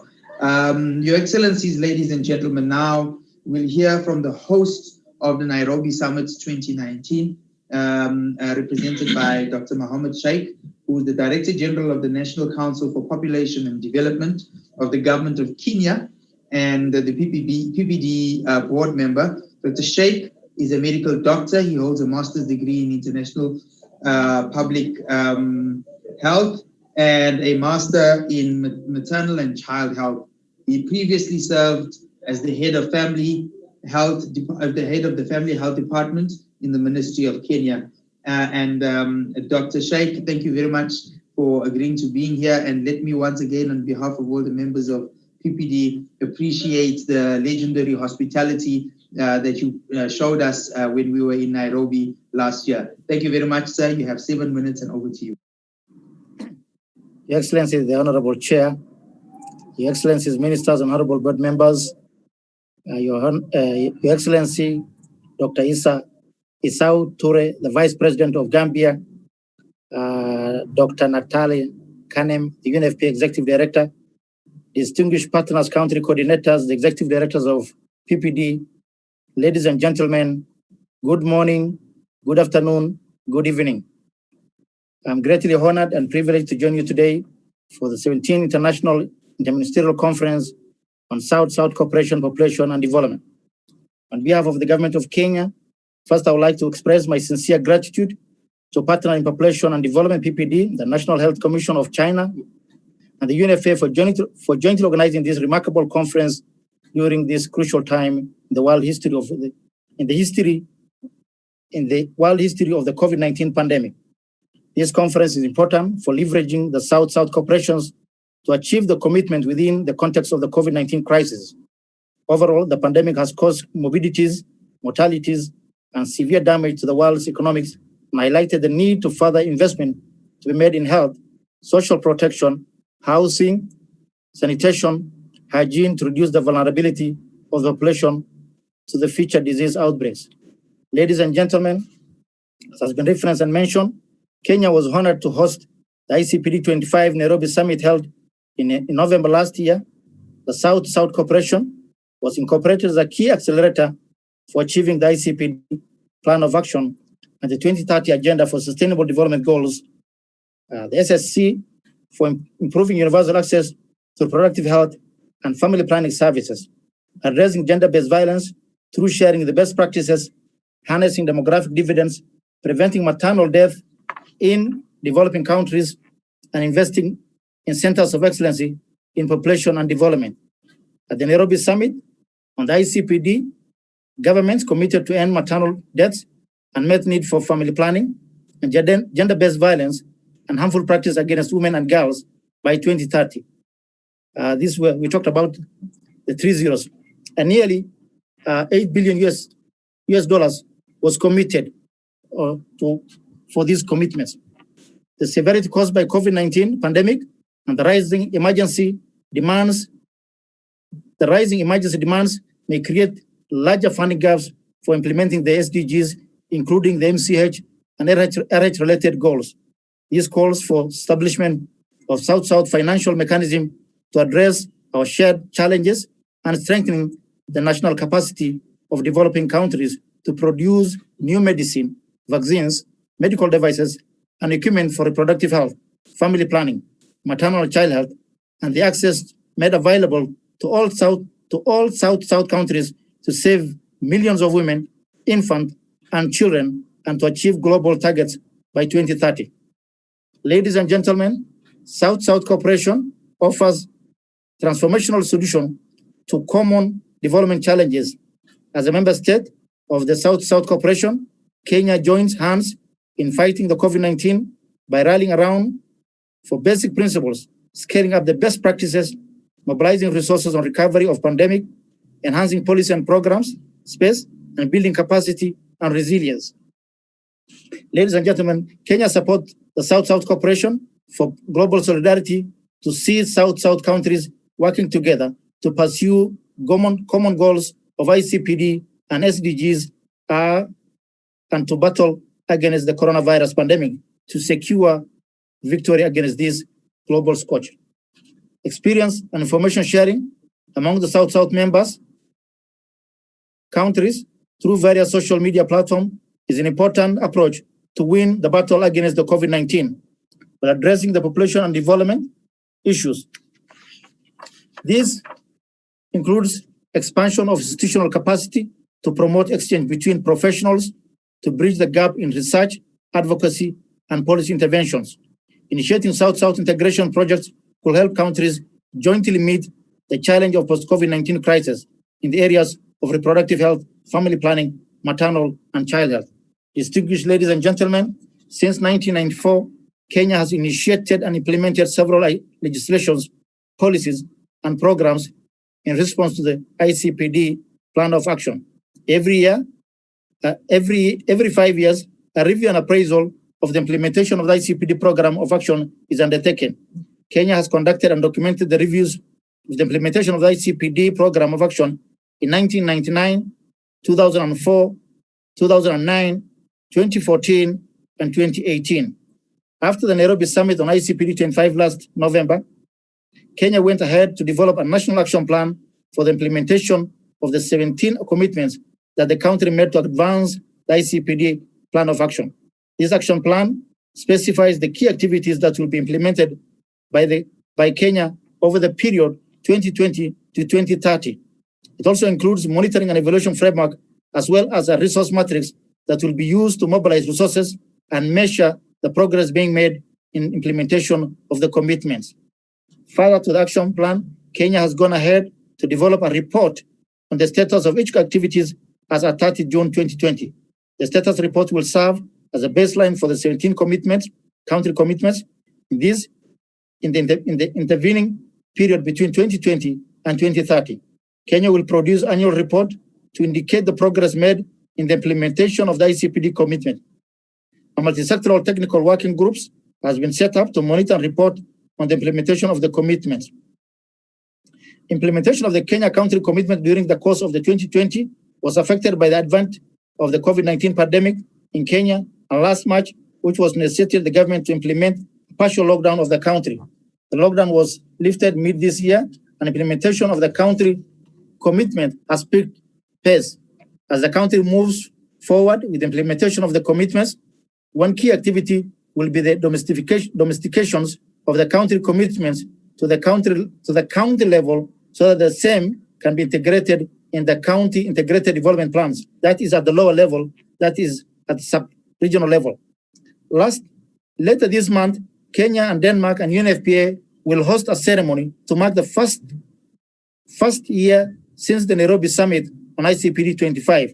This event will be used to look at the progress being made in the implementation of the country commitments, including the 3 zeros. Ladies and gentlemen, the government of Kenya remains committed to promoting the South-South cooperation. The government will continue to provide an enabling environment for the greater participation in the South-South cooperation and infrastructure for implementation of policies and programs for achieving the ICPD Plan of Action and 2030 agendas. Kenya supports efforts to develop of effective center of excellence on the South-South triangular cooperation for building capacities in population development and maternal and child health. The government of Kenya has in place sound policy framework for achieving results. What is needed is renewed political commitment and concerted attention to implementation and effective resource mobilization and coordination. Kenya has established the Parliamentary Network on Population and Development organized by the National Council for Population and Development for enhancing accountability and stewardship for reproductive family planning programs in the context of sustainable development goals. The Parliamentary Network offers a platform to obtain strong political commitment by parliamentarians to discuss population and development matters by promoting South-South cooperation for achievement of programs of action of ICPD and SDG goals. Distinguished ladies and gentlemen, Kenya is also one of the executive committee members of the Network of Africa Parliamentary Committee of Health. The NEPACOA meetings organized by the PPD ARO provides an excellent opportunity to follow up on reproductive family planning related commitments with parliamentarians that enhance the achievement of the ICPD Plan of Action, the SDGs, and the FP 2020. It's also an avenue for the PPD to share achievement made by the organizations in population and development through the South-South cooperation and showcase successful experience by members countries on the role of parliamentarian in promoting reproductive family planning programs by mobilizing domestic, political, and financial resources. The PPD has the political commitment of members of countries to improve reproductive health, population, and development in a sustainable manner. Distinguished guests, ladies and gentlemen, the South-South contributes to economic advance in southern nations, especially in Africa, South Asia, and South America. Kenya has benefited from the PPD scholarships program offered with support from Egypt, India, and South Africa, contributing towards the development of human resource based through capacity development, leadership and service delivery, reproductive and population development. Your Excellencies, distinguished guests, ladies and gentlemen, to accelerate the progress for the ICPD and the 2030 agenda, we need to strengthen partnership, innovations, and evidence to create sustainable financing momentum to reach the planned goals and targets. Those few remarks, I want to say thank you for giving me this opportunity. Thank you very much.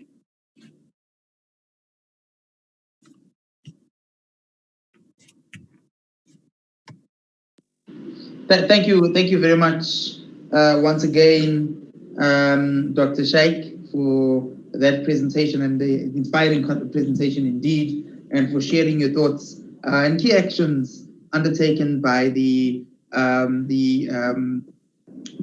NCPD of Kenya to expedite the implementation of your government's commitments. And I want to again really send out our appreciation to the government of Kenya for hosting us last year. Of course, through the session which we now have called the Nairobi Commitments. Thank you once again for that. Your Excellencies and distinguished guests, what we have learned from this panel discussion is that the contribution of South-South cooperation is important to achieve the Nairobi Summit commitments, and indeed to track the progress thereof, including the Sustainable Development Goals, especially during the COVID-19 crisis and post the COVID-19 era. The UNFPA and PPD, we call on rather the UNFPA and PPD to further deepen their joint efforts and partnership to promote South-South cooperation, and we indeed appreciate the partnership that we have with the UNFPA and the PPD. In conclusion, I would like to highlight a few issues from the discussion and request PPD and UNFPA to take into consideration while we implement the Nairobi commitments. Firstly, there is a need to mobilize adequate resources for enhancing South-South cooperation and to achieve 3 zeros. In this context, I invite all countries in the position to do so to contribute in support of such cooperation through PPD. We further call on all member states to adopt and strengthen national policies to advance South-South cooperation, including through knowledge sharing, lessons learned and good practices, and technical cooperation in the field of population and development. We encourage the UNFPA to continue supporting PPD in promoting South-South cooperation, to undertake additional resource mobilization initiatives, to attract more financial and in-kind resources for achieving the Nairobi commitments. Finally, we convey our appreciation and gratitude to the UNFPA, PPD, the National Health Commission from the People's Republic of China, and if we didn't have COVID across the world, we would have been in China somewhere having this meeting. But I'm sure that the Chinese may want to invite us again next year. We would be able to come through to China and see the wonderful, that wonderful country. So we thank you for the National Health Commission in particular for co-hosting the session. We appreciate that. Your Excellencies, honorable board members and distinguished delegates, our ministerial session will continue with the next important agenda item for adopting the call for action. And I invite the Executive Director of PPD now to introduce the next item. Your Excellency, Dr. Admin. Thank you very much. Thank you, Mr. Linton, for continuing moderation of the session. And I would like to thank Honorable Minister Zuru for brilliantly moderating this session in the beginning. I wish also to thank Your Excellencies, Honorable Board members of PPD. Also thank Dr. Natalia Kanem for their presence and for the inspiring speeches and guidance, and also sharing their thoughts, ideas about their country experience, and also paving the way for the next action to be undertaken in this post-COVID-19 era in terms of South-South cooperation.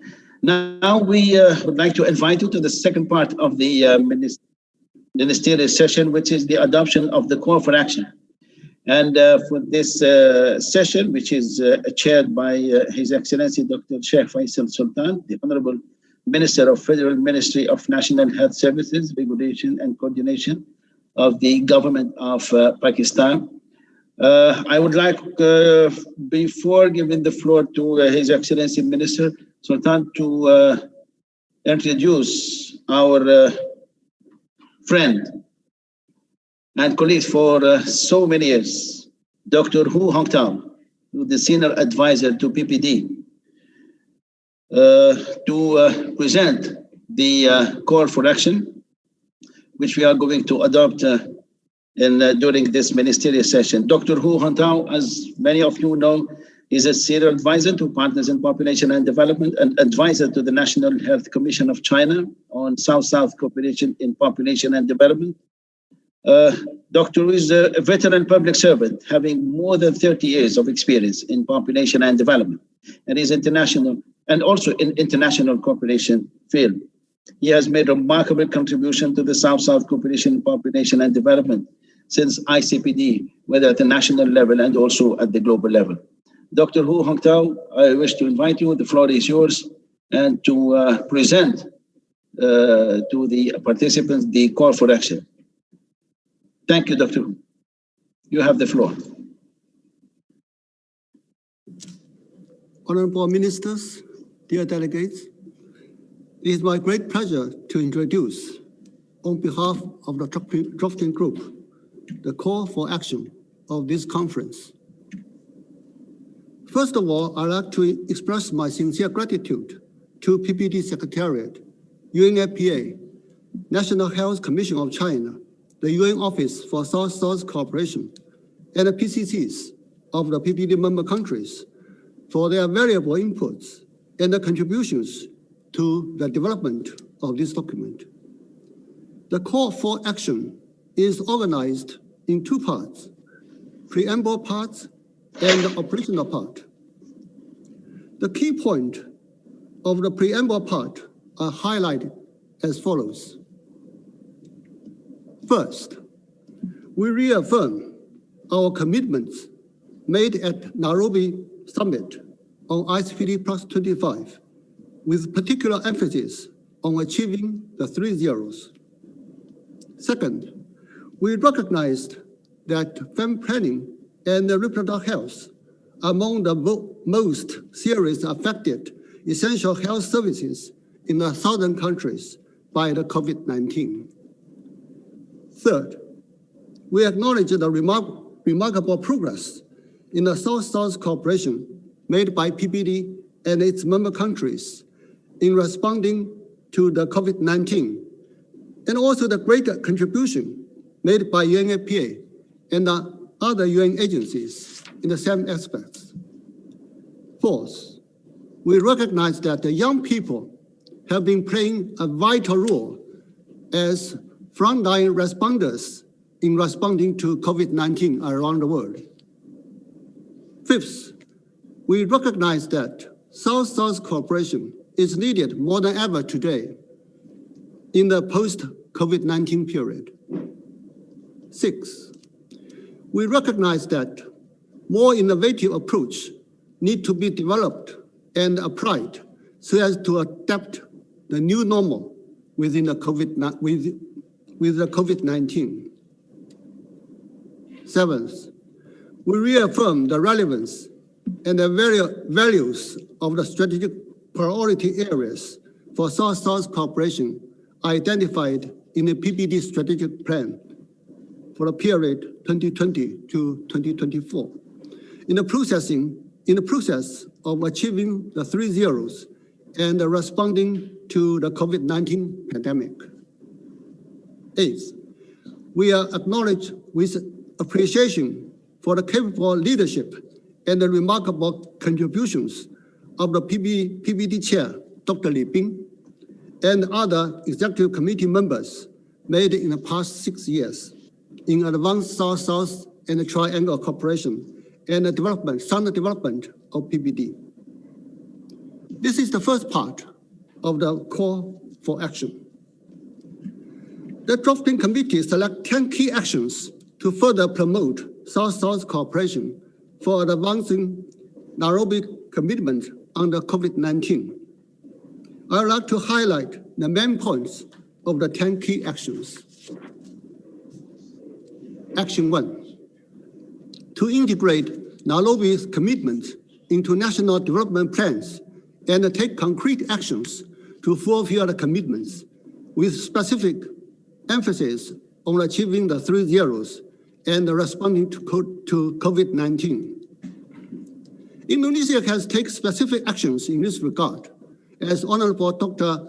Hastu Wadoyo, the chairperson of PKKPN, said in his document during this conference. Action 2, to further advance South-South cooperation as part of joint efforts to promote unity, solidarity, and multilateral cooperation among countries, and to increase their advocacy on South-South cooperation in their government statements on the international occasions whenever appropriate. Action 3, to ensure more active participation and contribution to PPD activities, and initiate at least one South-South and Triangle activity each year, no matter big or small. Action 4, to further promote experience sharing in an innovative manner under COVID-19, and pay particular attention to innovation skills and approaches, and give specific emphasis on the new technology transfer. Action 5, to call upon relevant UN agencies to provide more appropriate technical guidance on reproductive, maternal, and child health in response to the COVID-19. Action 6, to strengthen research capacity on reproductive, maternal, and child health in responding to the emerging issues and the challenges of COVID-19. Action 7, to develop the COVID-19 response and the recovery plans that is youth-inclusive, youth-focused, so as to ensure meaningful participation beyond this pandemic.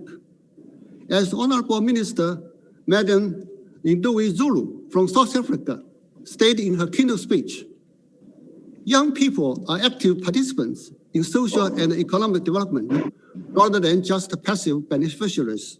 And their voice needs to be better heard, and their reproductive health needs more care from the society. Action 8, to increase the efforts of national capacity building on South-South cooperation to attain the objectives of ICPD and SDGs in the post-COVID-19 period.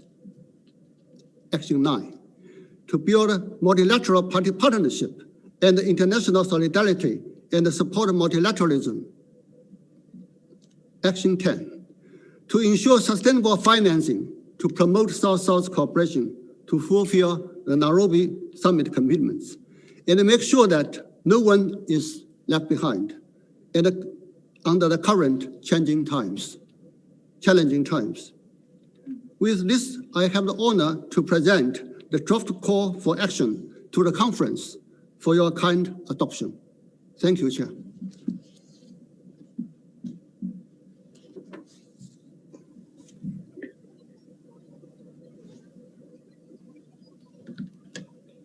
If there are any comments.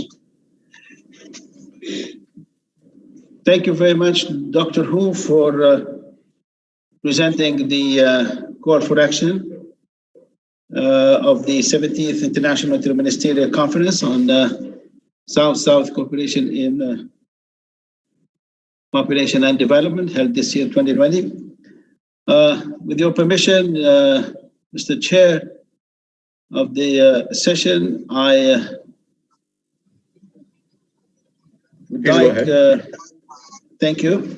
With your permission, Chair, and I would like to invite honorable board members of PPD, distinguished delegates, participants from across the world to adopt the call for action of the 70th International Interministerial Conference with a round of applause.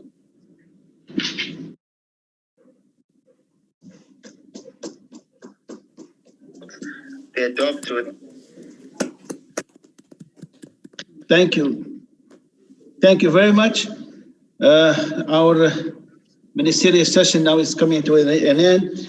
And now it's my great pleasure to invite His Excellency, Dr. Sheikh Faisal Sultan, the Honorable Minister of Federal Ministry of National Health Services, Regulation and Coordination of the Government of Pakistan. Dr. Sultan has been appointed as Special Assistant to the Prime Minister on National Health Services, Regulation and Coordination with the status of Federal Minister. Dr. Faisal is the Prime Minister focal person on COVID-19 and the Chief Executive Officer of the Shaukat Khanum Memorial Cancer Hospital and Research Center. He is the member of the MP's Task Force on Health, Chairman of Board of Governance, Medical Teaching Institute, Peshawar, and member of the Steering Committee of Punjab Health Strategic Plan. Dr. Sultan is a member of Technical Advisory Committee for the National AIDS Control Program. Your Excellency, you have the floor. Make your concluding remarks. And thank you very much. Thank you very much. Excellencies, ministers, PPD officials, colleagues, distinguished panelists, participants, ladies and gentlemen, Assalamu alaikum and greetings from Pakistan. It is an immense pleasure for me to have the privilege of delivering the closing remarks of the 17th Interministerial Conference on South-South Cooperation in Population and Development, which was titled The Nairobi Commitments and the 2030 Agenda, Taking Stock and Looking Ahead to the Post-COVID-19 Crisis.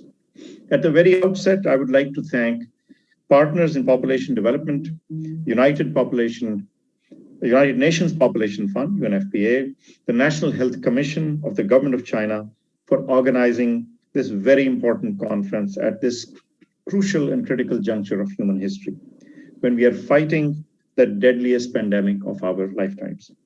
As we know that the international community assembled in Nairobi in a global summit on ICPD at its 25th anniversary in November 2019, and discoursed on achievements and imperatives of ICPD and expressed a wide range of commitments and concluded with a set of targets to achieve them by 2030. The most important of them were 3 zeros: zero unmet need for family planning, zero preventable maternal death, and zero gender-based violence and harmful practices.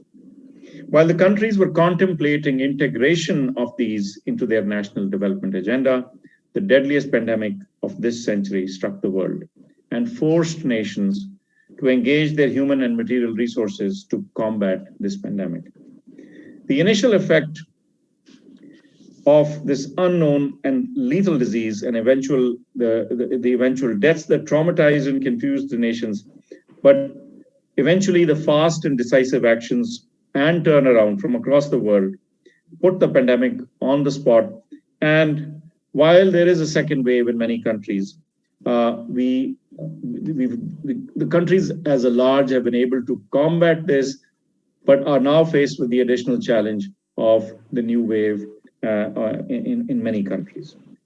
Excellencies, ministers, PPD officials, colleagues, distinguished panelists and participants, in Pakistan, we had, like many countries, limited preparedness for this unknown disease at the initial stage.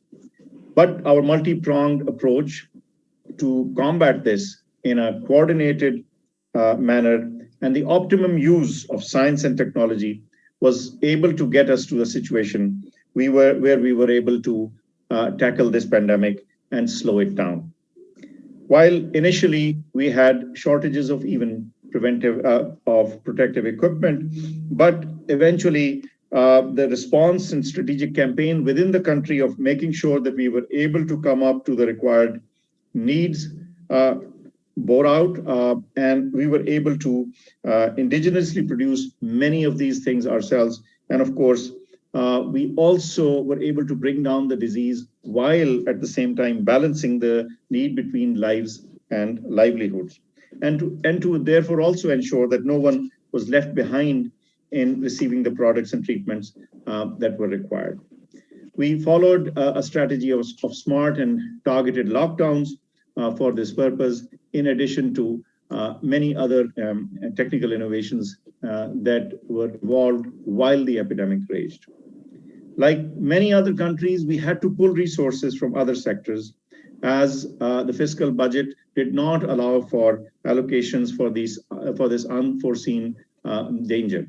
It is not easy to fight such a disease without having specific vaccines and therapeutics, but collectively, the world and within Pakistan, we were able to effectively tackle the menace by repurposing existing technologies and capabilities. And while we still tackle the second wave within Pakistan and many other countries, the encouraging bit is that all over the globe, the commitment and efforts have not ceased to implement not just the effort in containing coronavirus infections, but also in trying to implement our commitments to family planning, reproductive health, and population programs. Excellencies, I'm very happy, and I do believe my colleagues and with my partners and our partners that this conference is timely and is appropriately organized to ensure that we find effective solutions on how we will advance our population and development programs while keeping the current pandemic in mind, in perspective. In the past, we've experienced epidemics and controlled them with vaccines and therapeutics. But as we are today, we require not only the efforts against this pandemic, but our routine healthcare structures and delivery mechanisms in place as well. We really do not know how long we will have to tackle and battle the present challenge, but perhaps forthcoming vaccines will allow us to proceed further a little bit easier. But how in this pans out remains to be seen. We definitely have to think seriously of marching forward and working alongside, living with the pandemic for some time. Once we are triumphant, we will be able to focus better and directed efforts towards many other pressing needs that we do have. We will also have to remain vigilant and put necessary preparedness for future and other pandemics. Ladies and gentlemen, the sequence and evolution of this organization, of this conference, has remained praiseworthy and wonderful. Two insightful sessions addressed by the world's most acclaimed population and development experts were followed by this current ministerial session. The most salient features of this precise, innovative, and practical solutions that came out emerged from two sessions that were reflected in the call for action that we have just adopted. Excellencies and ministers, today the ministerial session on promoting South-South cooperation for attaining the Nairobi commitments and the Agenda 2030 has provided insightful thoughts and profoundly incisive discourses by the leadership of our governing board, the chair, the vice chair, the secretary and treasurer, including other ministers, executive committee members, and board members. I would like to thank the UNFPA Executive Director, Dr. Kanem, for making a thought-provoking keynote address and expressing the UNFPA's willingness for continued partnership with PPD. The leaders and ministers have invariably emphasized the importance of strengthening this South-South cooperation while providing remarkable visionary guidance of the design, development, and implementation of exceedingly increasing program activities in the member countries within the framework of the South-South cooperation. The invaluable guidance has also been incorporated into the call for action that we have just adopted. The document would be further improved, incorporating some of the new elements that have emerged from the deliberations that we have witnessed. Excellencies and colleagues, we have accorded legitimacy to this inspiring call for action by adoption in consensus to reap the benefits of its implementation, to which we have already committed ourselves. And the document contains the Nairobi Summit commitments, the 3 zeros, and the 2030 agenda. We urge all our countries to integrate important elements of the documents into our long-term national development agenda, which will automatically trickle down to formulation of annual policies, design, development, and implementation of relevant program activities, and thus creating a lasting impact into the lives of our populations. While some of our member countries are well endowed with technical capabilities in articulating coherent strategic vision and functional, sustainable policies, other countries will require some assistance. That is exactly where South-South cooperation plays a key role, as the interlocutor amongst the countries for sharing, exchanging, and transfer of knowledge, expertise, and technologies. We would also like the countries to make necessary investments for implementation of the activities contained in the document. Quite naturally, countries will have to allocate resources in the next or coming fiscal budgets for the prevention and treatment of COVID-19. And a significant amount of resources would be required for the procurement of vaccines as they become available. Indeed, countries need to seriously pursue science and technology, not only to purchase and source these vaccines, but to also think of local development of many of these technologies. Since many, in fact, 80% of the world population live in developing countries. And countries like China and India house more than 1/3 of the world's population. Therefore, it's natural that South-South cooperation would be a comprehensive paradigm of development solutions once it encompasses all our walks of life. We in Pakistan believe that our organization, this organization, will gradually evolve to the stage to do justice to its name. With these words, I conclude my closing remarks and thank you all for your patient attention. Thank you very much, Your Excellency, for the statement concluding the 17th International Interministerial Conference.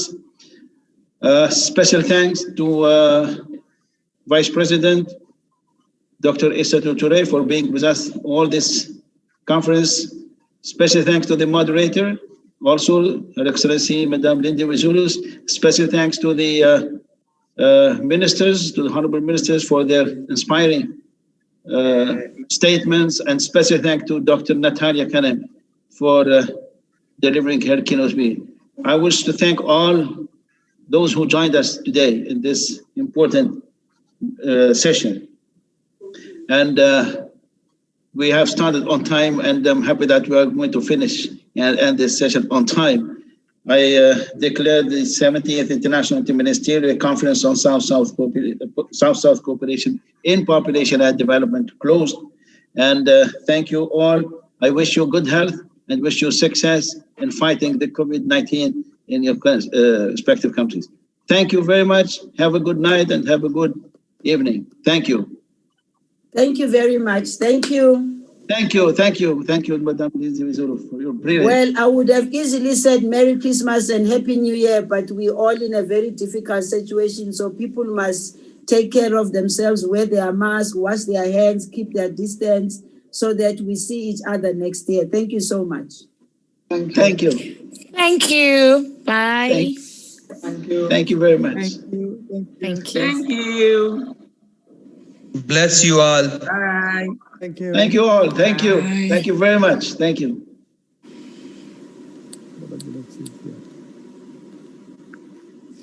Thank you, sir. Thank you, Dr. Jilapsi, sir.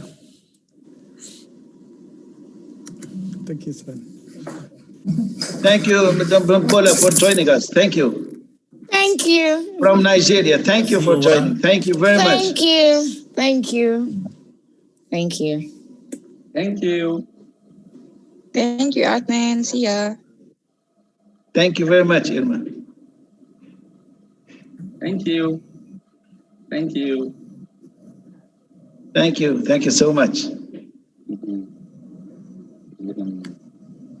Robert, thank you